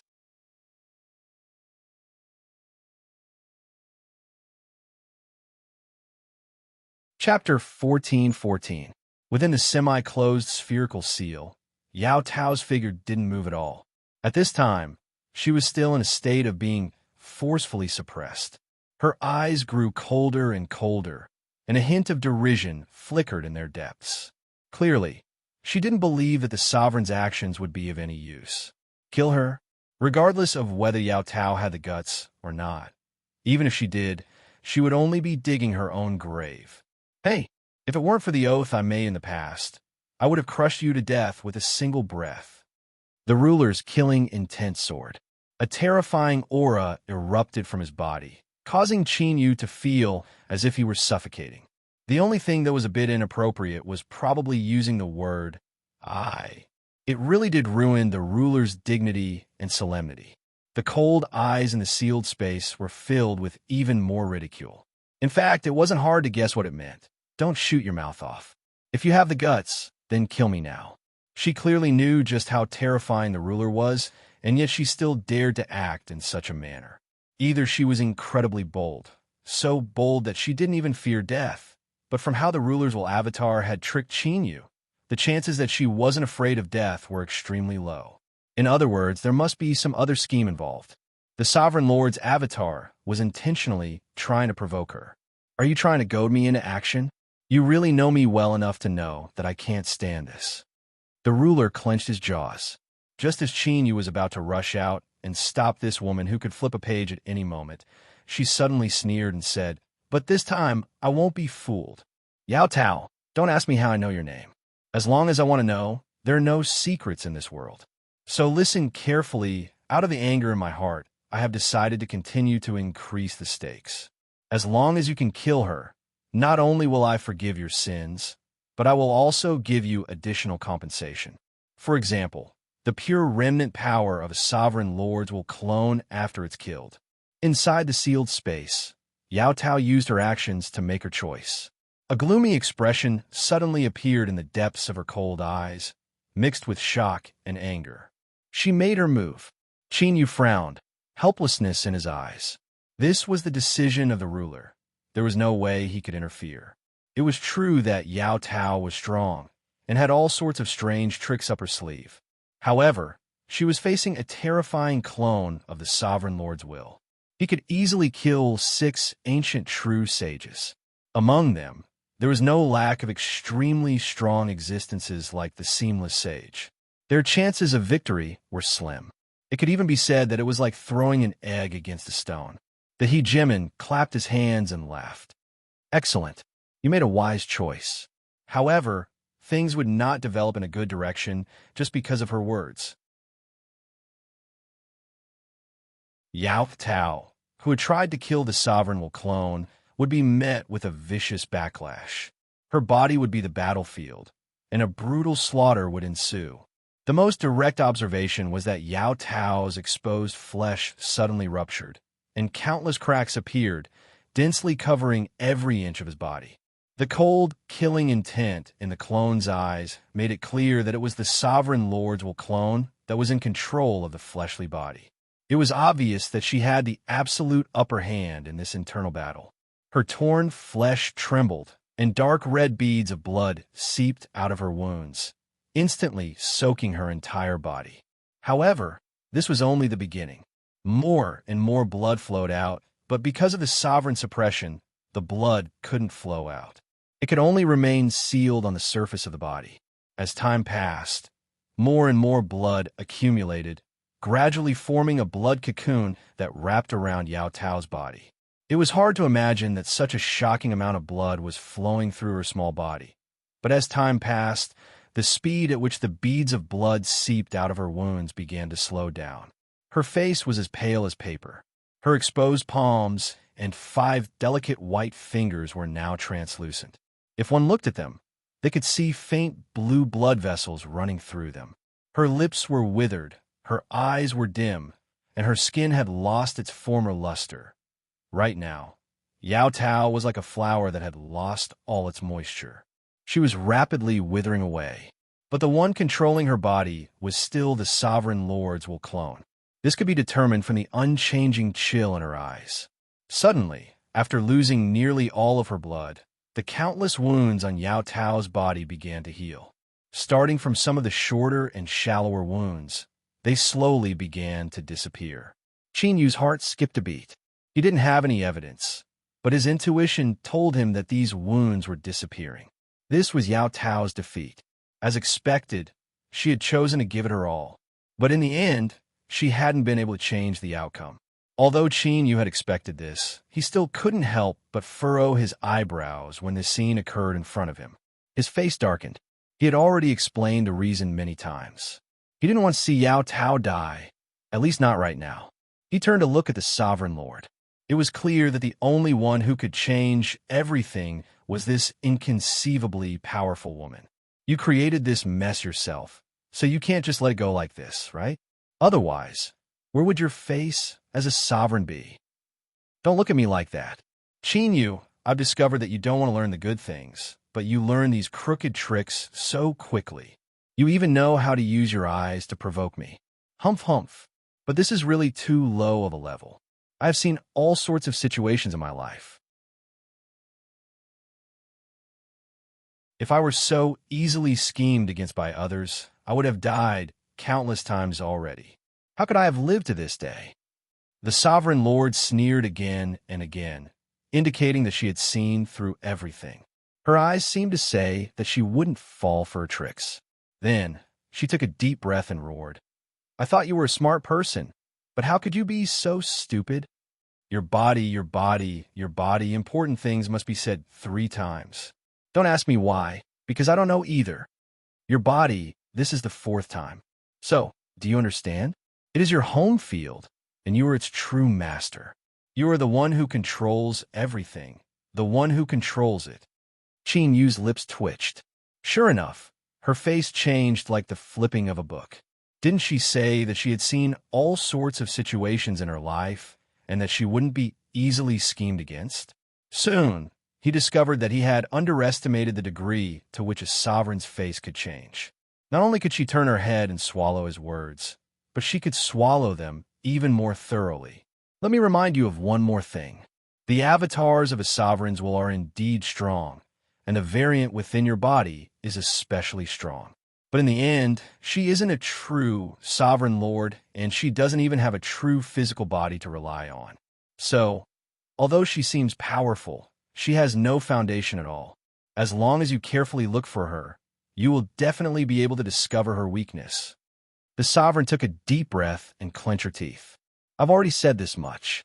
If you still can't kill her, then I really will be angry. I'm warning you. When I'm angry, even I am afraid of myself. I really can do anything. After the warning, she even used threats. It seemed that after being successfully goaded into action twice in a row, she was truly annoyed. In particular, even though she knew she had been schemed against, she still couldn't help but jump in. Just thinking about this sort of feeling was truly unpleasant. He had to remember this. This was a sovereign that couldn't be goaded into action. Perhaps this label would prove useful in the future. Beneath Qin Yu's nervous gaze, after nearly half of the wounds on Yao Tao's body disappeared, she suddenly fell into a stalemate.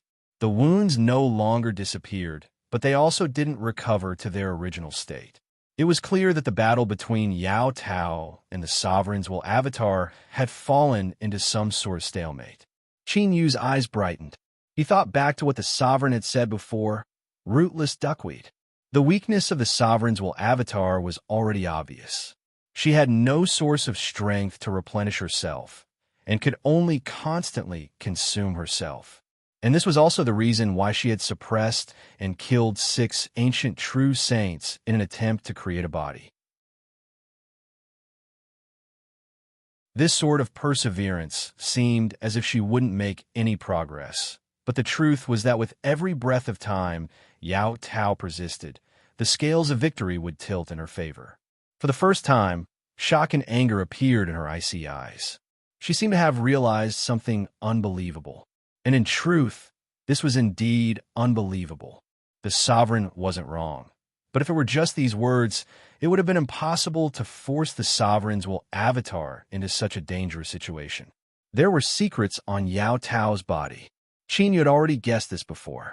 When he saw Yao Tao's memories, she had forced back the half-emperor of that race with a single finger. Now, he had only obtained another confirmation. "Ha ha, beautifully done. I knew it, as I said. How could you possibly be so weak?" The sovereign who couldn't be goaded into action smiled, a happy expression on his face. "So, let's go all out and thoroughly defeat her. Then, you will obtain the benefits I promised you." Qin Yu rubbed his temples, a helpless look in his eyes. He discovered that his current position was far too complex. When the sovereign's avatar wanted to kill Yao Tao, he had been worried. But now that Yao Tao had the advantage, he was also worried. The reason was simple. Once the sovereign's avatar was killed, Yao Tao would inevitably obtain great benefits. In other words, she was already strong to begin with, and now she would become even stronger. This wasn't good news for Qin Yu, because it meant that Peach Girl would be in even greater danger. So, should he hope that Yao Tao would be killed, or should he hope that she would be able to counterattack? When Qin Yu rubbed his temples, he clearly used a bit more force, revealing some obvious marks. The sovereign suddenly glanced at him. His bright eyes made Qin Yu feel as if his thoughts had been instantly seen through. Startled, he quickly gathered his thoughts and looked up. Her lips curved up, revealing a smile that wasn't very pleasing to the eye. "I said that as long as I am willing, there are no secrets in this world." As she spoke, she pointed at her head, clearly telling Qin Yu that she knew exactly what he was thinking. She actually knew. It was inevitable that he would be shocked. Just what level of strength had this woman reached? There were no secrets in this world before her. Simple to say, but if one carefully thought about it, they could feel an intense sense of horror. But since she chose to say it on her own initiative, she shouldn't have any ill intentions. Qin Yu suppressed the discomfort in his heart and bowed. "I asked Senior to guide me." "Why? Was she going to state a price?" Qin Yu already knew that there was no free lunch in this world. He had obtained many benefits from this terrifying existence in front of him, and he was already prepared to pay the price. So at this time, his expression didn't change. He bowed. "Senior, please instruct me. As long as I can do it, I will do my best." The corners of her lips curved up.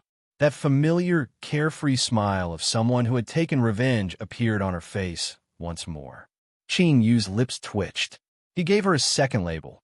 She held a grudge.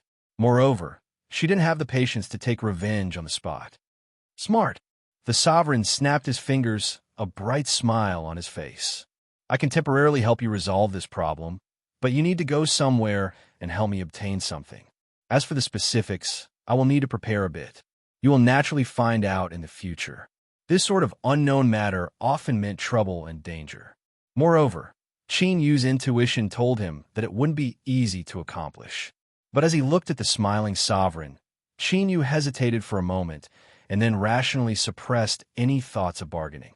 This was because the current situation was a typical seller's market. Facing the sovereign's request, He could only accept it. He could only hope that the sovereign wouldn't give him a mission that would send him to his death. Don't worry, I have invested a great deal in you. I won't let you die so easily. Even if you have to die, you will have to wait until cough. In short, it won't be too difficult.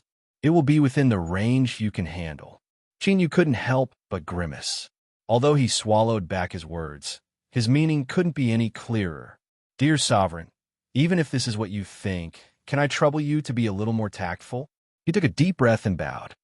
This junior awaits your instructions. Then, he looked at her. Since the conditions had been stated, it was time for him to get down to business. The sovereign lifted a hand and pointed a finger. With light cracking sounds, the semi-sealed spherical seal rapidly fused together. Then, it became a sealed space that was completely isolated from the outside world. Without any hesitation, the seal was completed. Chinyu's lips twitched. He never thought things would turn out like this. The sovereign clapped his hands and smiled in satisfaction. I promised to spare her life and also gave her the reward she deserved. So this isn't a violation of my promise. Thinking about it, this really seemed to be the case. Cunning. This was the third label that Chinyu had given her. Indeed, a woman's words couldn't be easily trusted, especially a beautiful woman. But Chinyu had to admit that this could satisfy all of his requests. Yao Tao was alive. Even if she had become stronger, it was clear that it would be difficult for her to escape after being sealed away by the sovereign. Even if she could escape, she would still need a great deal of time. During this period of time, Chinyu would be able to complete his arrangements for Peach Girl. The only thing that left him hesitant was, how did the sovereign know that Yao Tao would succeed? After all, the situation was still in a deadlock. The sovereign glanced at him and lightly said, Since I'm doing this, I naturally have confidence in myself. But these are not things that you can understand. The only thing missing from his words was an obvious taunt. You are too weak right now. Even if I explain it, you won't understand.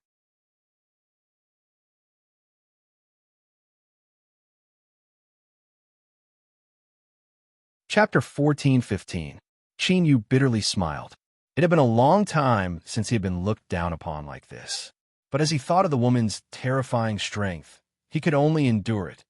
After all, strictly speaking, being looked down upon by her wasn't too shameful. But very quickly, he thought of something else. He looked at the seal that was completely sealed and said, Senior, in the Zeroth world, the Western Desolation and that clan suffered a great loss. They will definitely not give up. If they come back here again. The ruler glanced at him. Perhaps she had something else to tell Chinyu. She waved her hand and explained, Don't worry, the channel into the broken world has been disturbed. No powerhouse will be able to descend for a short period of time. The strength of those that can force their way in is limited, and they won't be able to break the seal I laid down.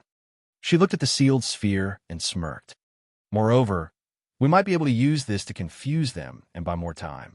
Chinyu immediately reacted. If the Western Desolation and that race were to descend again and see this sealed sphere and feel its aura, their first reaction would be that it was the ruler's inheritance. Looking at the ruler and seeing the smile on her face, Chinyu was sure that she had used some tricks to mislead the cultivators of the Western Desolation and that race. Perhaps she couldn't hide it from the peak masters of the Western Desolation and that race. But she had said that the channel into the broken world had been disturbed and powerhouses couldn't descend for the time being. This made this matter much more plausible.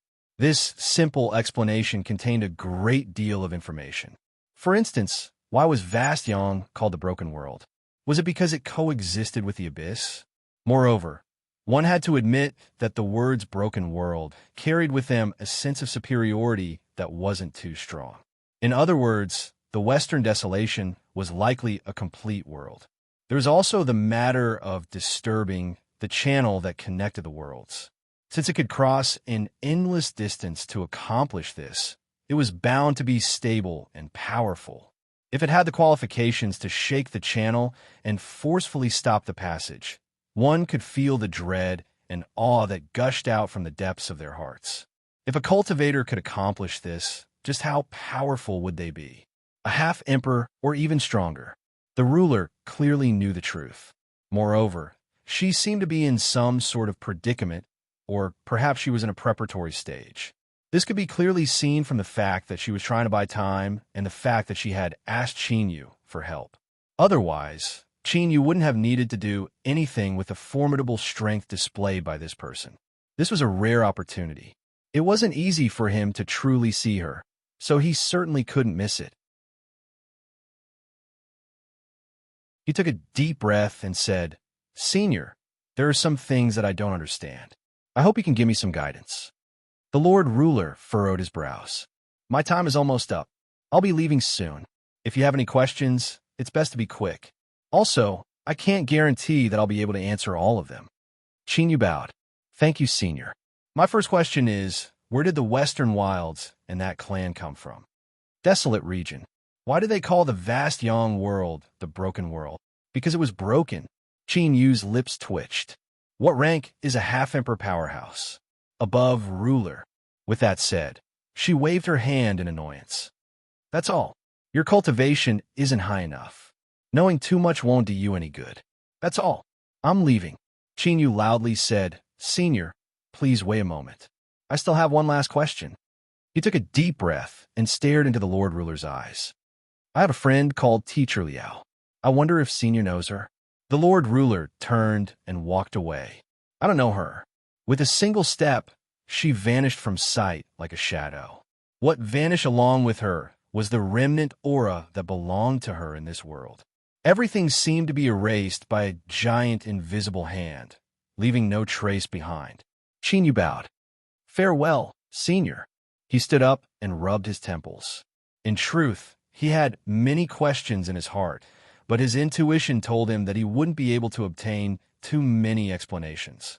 Thus, he could only choose the most important ones. For instance, the full name of the broken world was the Southwest Desolate Region's Broken World. Chinyu knew this. After obtaining Teacher Liao's answer and the existence of the Western Wilds, he was able to obtain an astonishing speculation.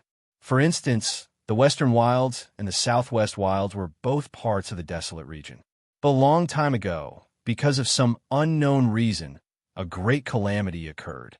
In the end, the Southwest Wilds shattered, turning into the current vast Yang world and the Abyss world, and this could also explain why the Abyss and vast Yang world intersected and gave Chinyu a familiar feeling.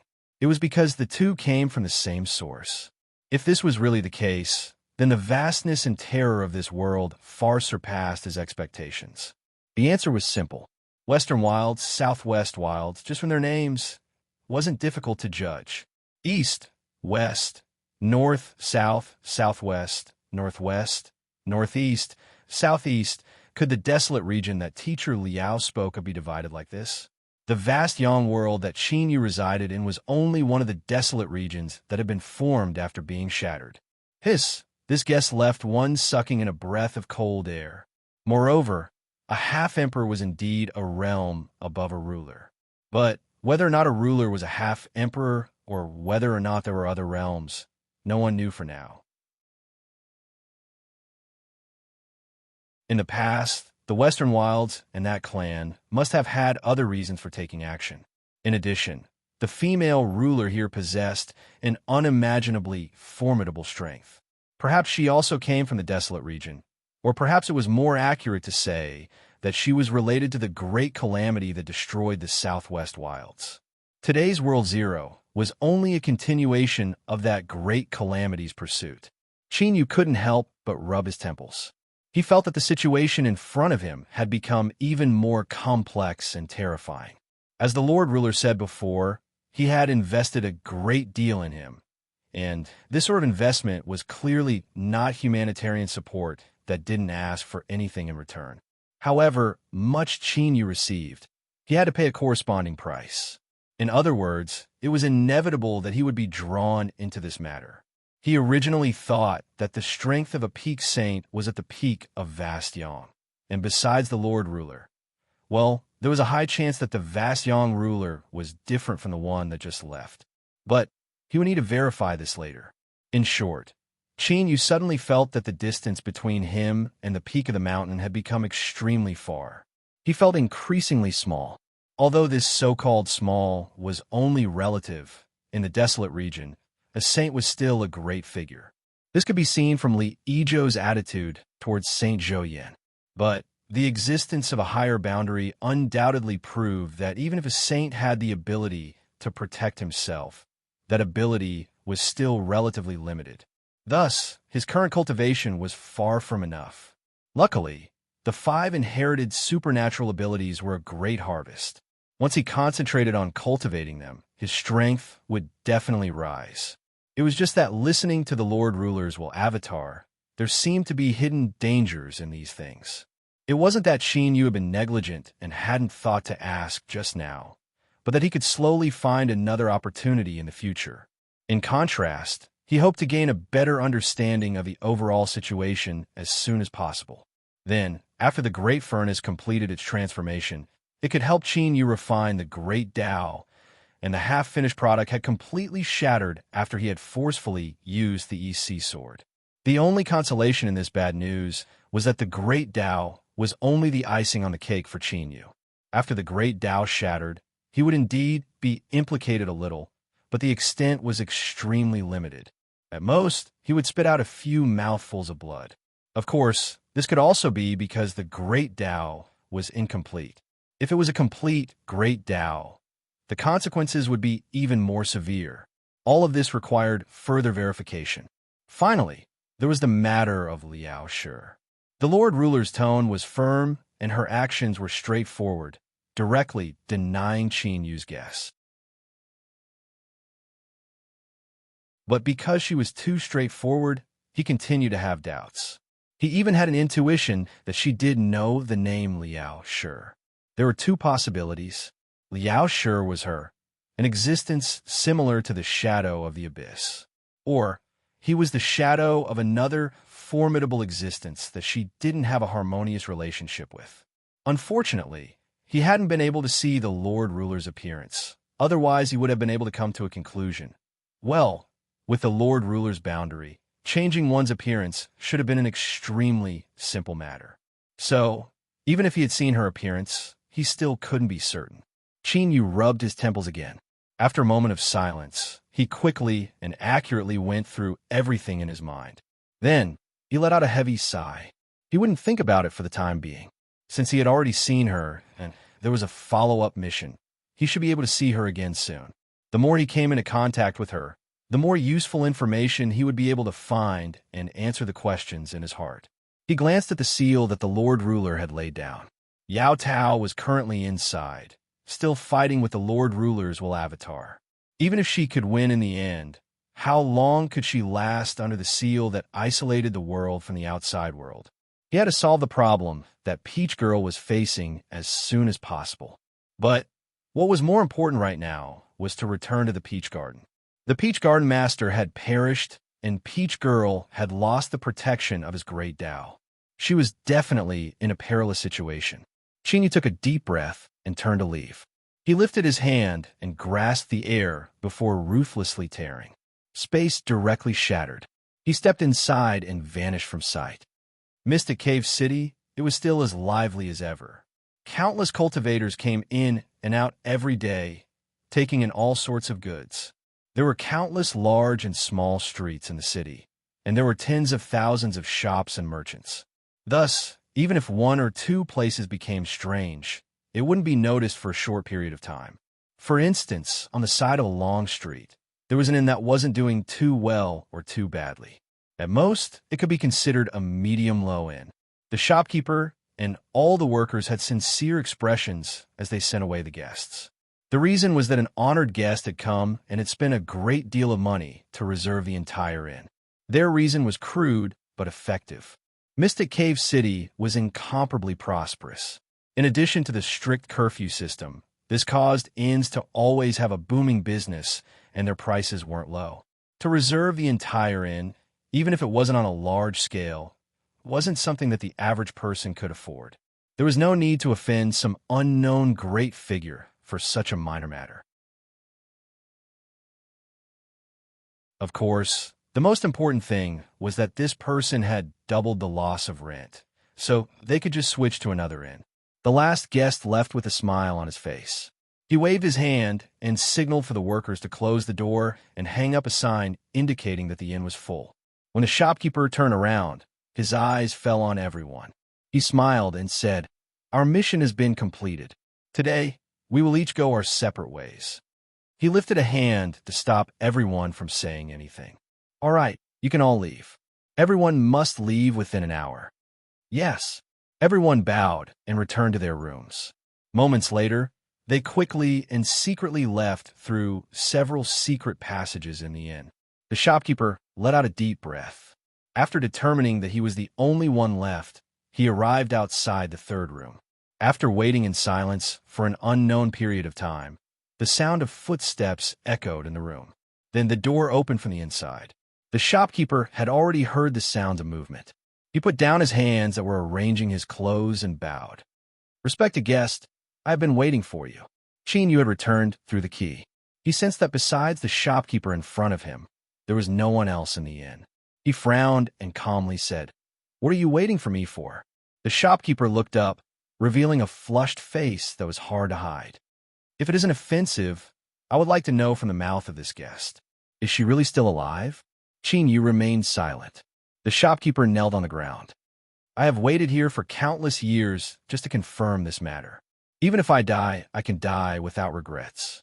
Yu seriously looked at him several times. Then he let out a breath. "Yes, she is still alive." The smile on the shopkeeper's face widened. His eyes shined, and he seemed to give off an unprecedented feeling of satisfaction.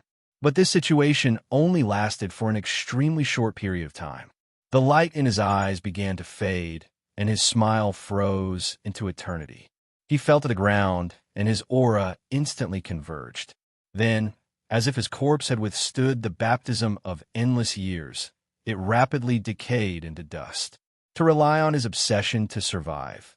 This was the first time Yu had encountered such a situation. He couldn't understand it, but he also felt a bit of respect. This was why he had spoken the truth. It was also because he had already faintly sensed the situation of his shopkeeper in front of him. Yu silently bowed. Without saying anything more, he turned and left the empty inn. His figure merged into the flow of people and soon vanished from sight.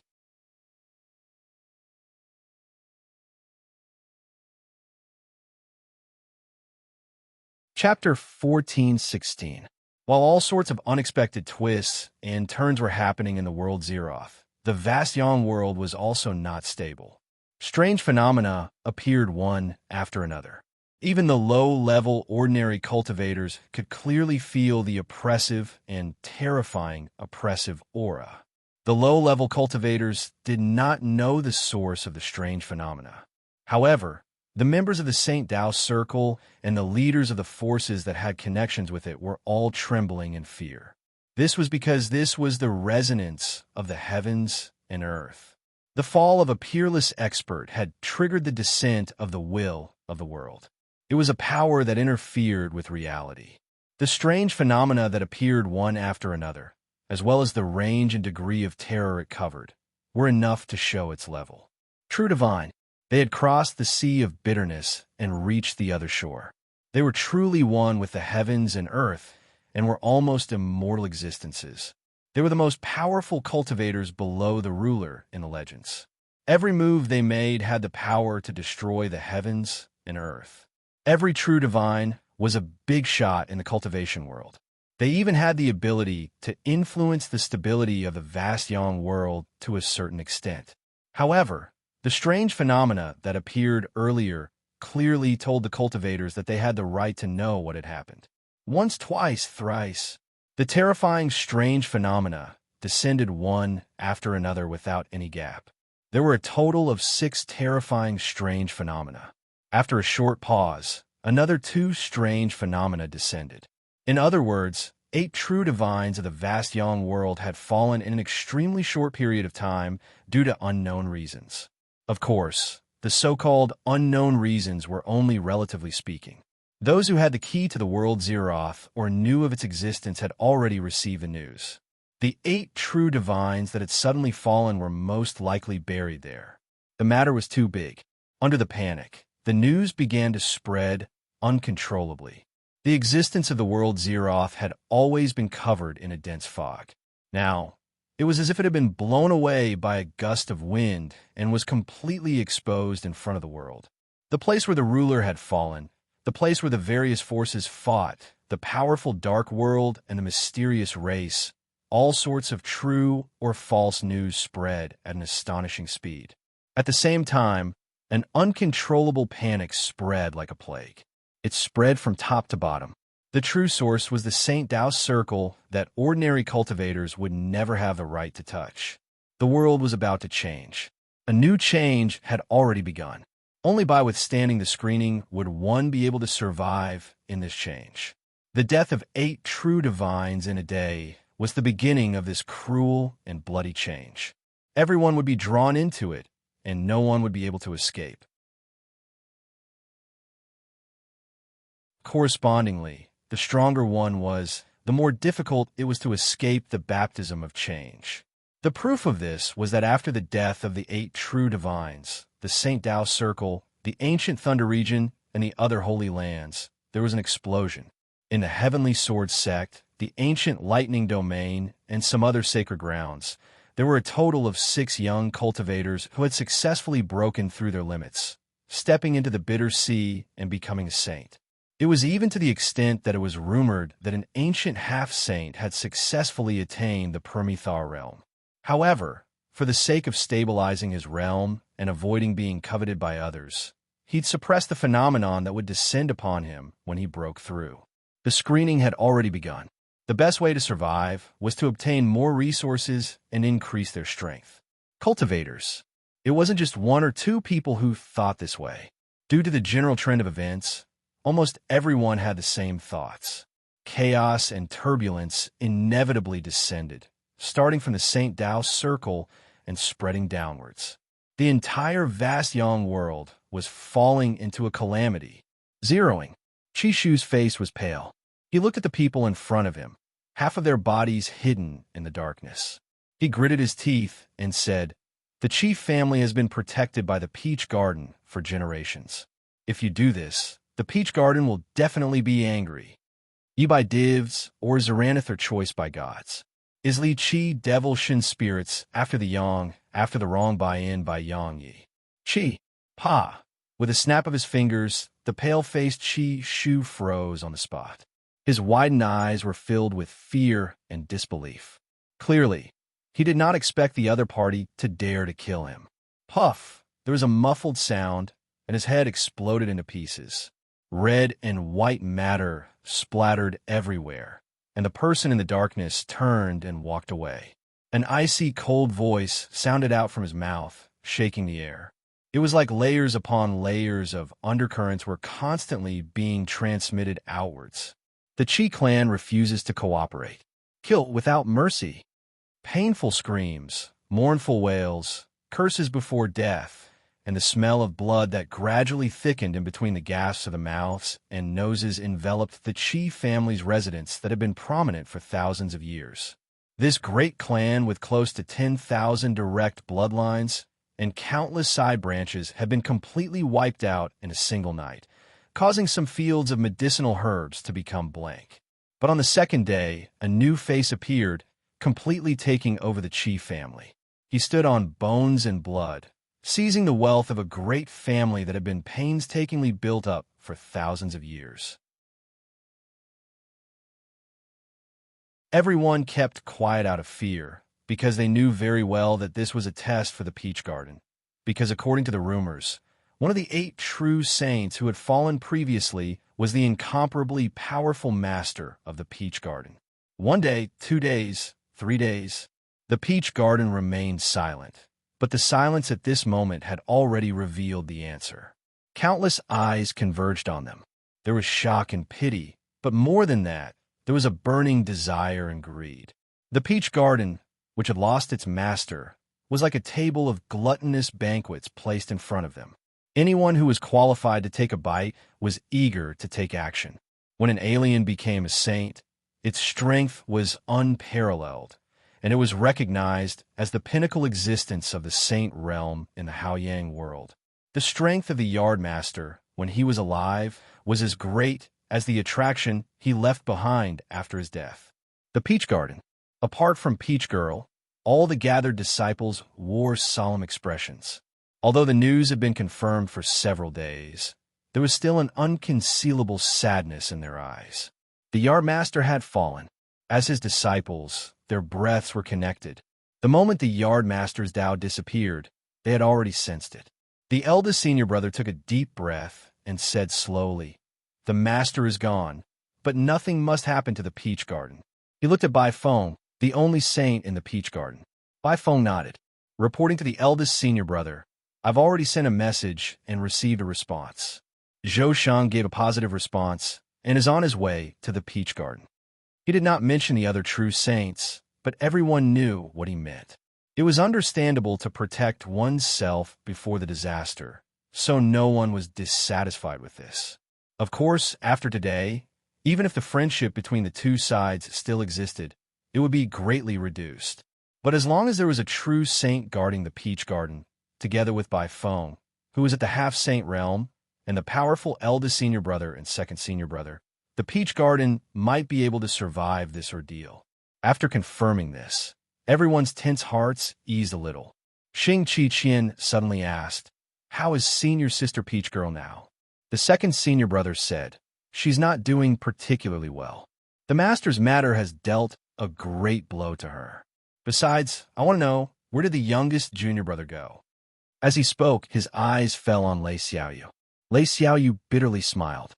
"Second senior brother, I don't know where the youngest junior brother went, but I believe that once he learns of the Peach Garden's current situation, he will rush back as fast as he can." The second senior brother took a deep breath. "I hope that the youngest junior brother can rush back as soon as possible." He stood up, a bright light bursting from the depths of his eyes. "There are some outsiders in the Peach Garden. I will go out and give them a warning, so that they know that the Peach Garden is the Peach Garden and that they are not qualified to act rashly." The eldest senior brother frowned, but in the end he didn't say anything to stop him. He watched Bai Zhanyi leave and then looked around at the crowd.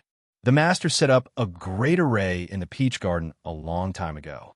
Once it's activated, even if a true saint comes, they won't be able to break through in a short period of time. He stood up, his tone calm. "So during this period of time, I plan to go into seclusion. Junior apprentice, Sister Peach Girl, isn't feeling well, so I will temporarily leave all matters to Junior apprentice Brother Bai Feng." His lips moved as if he wanted to say something, but he was stopped by the eldest senior brother's gaze. Bai Feng bowed. "Don't worry, eldest senior brother. I will do my best to ensure that the Peach Garden isn't damaged." The eldest senior brother patted him on the shoulder and turned to walk out. Thousand-Faced gritted his teeth and turned to follow. "Now is not the best time for you to break through."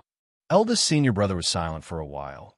Then he said slowly, "Many years ago, I could have broken through, but I kept waiting. Because every time I waited, I felt that I could obtain a more stable foundation, accumulate more strength, and become more powerful. But in reality, there is no end to waiting. Tomorrow is another tomorrow. I can never wait for the most suitable time." He glanced at Thousand-Faced. "When Master perished, I suddenly had an epiphany. Perhaps the moment I make up my mind to break through is the moment I have been waiting for. So you don't have to worry. I will soon break through. Even if Master and youngest junior brother aren't here, the Peach Garden will still not be in chaos." Thousand-Faced took a deep breath and stepped forward to hug him. He whispered in his ear, "I believe you. This is my response to you. As long as you can return to me safely, I will promise you." The eldest senior brother smiled. "Okay." After hugging Thousand-Faced tightly, he let go and turned to leave. He seemed to be walking slowly, but after a few steps, he disappeared. Thousand-Faced raised his hand to wipe his eyes and murmured, "You must succeed. You must succeed." The eldest senior brother's situation was different from that of ordinary cultivators. Because of this, he used the name of the eldest senior brother of the Peach Garden and went into seclusion again and again, but he did not step into the sea of bitterness. It was not because he did not have enough foundation, but because the time was not right. As for what the time was, the yard master had never told him. When the eldest senior brother was asked, he only smiled and shook his head without saying anything. But Thousand-Faced knew that it was very dangerous.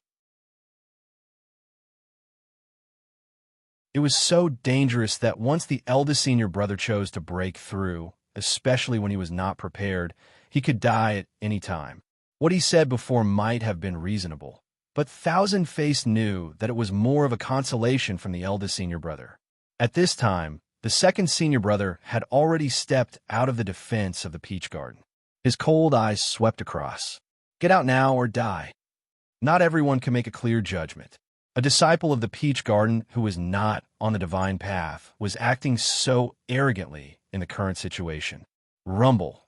The violent power between heaven and earth boiled in an instant, condensing into a giant godlike face. It looked down, and its deep voice rumbled like thunder. The disciples of the peach garden are all so arrogant and rude. Are you all so presumptuous in front of the divine path? The second senior brother's lips curled up slightly. He took a step forward and stomped heavily on the ground. With a deafening sound, he soared into the sky and punched out brazenly. He responded with his actions. The disciples of the peach garden could not only do this, but they could be even more presumptuous. Arrogant. The thunderous roar sounded again. The giant godlike face revealed its anger, and the aura of the divine path covered everything, pressing down like Mount Tai. But soon, screams suddenly rang out. The eyes of the giant face in the sky widened, revealing fear and disbelief. Then, as if it had been sucked into a hurricane, it was instantly torn to pieces. Walala! A large amount of blood sprinkled down from the sky. It was caused by the divine path being severely injured, and it was like a rain of blood. 100 fought in the wild did not dodge, allowing the blood to sprinkle down and stain his whole body red. His eyes were as cold as ancient ice. Within 1,000 miles of the peach garden, this is what happens to those who enter without permission. You're tuning in to the Warrior Lore YouTube channel. Don't forget to subscribe and join us on this journey to catch the most captivating stories.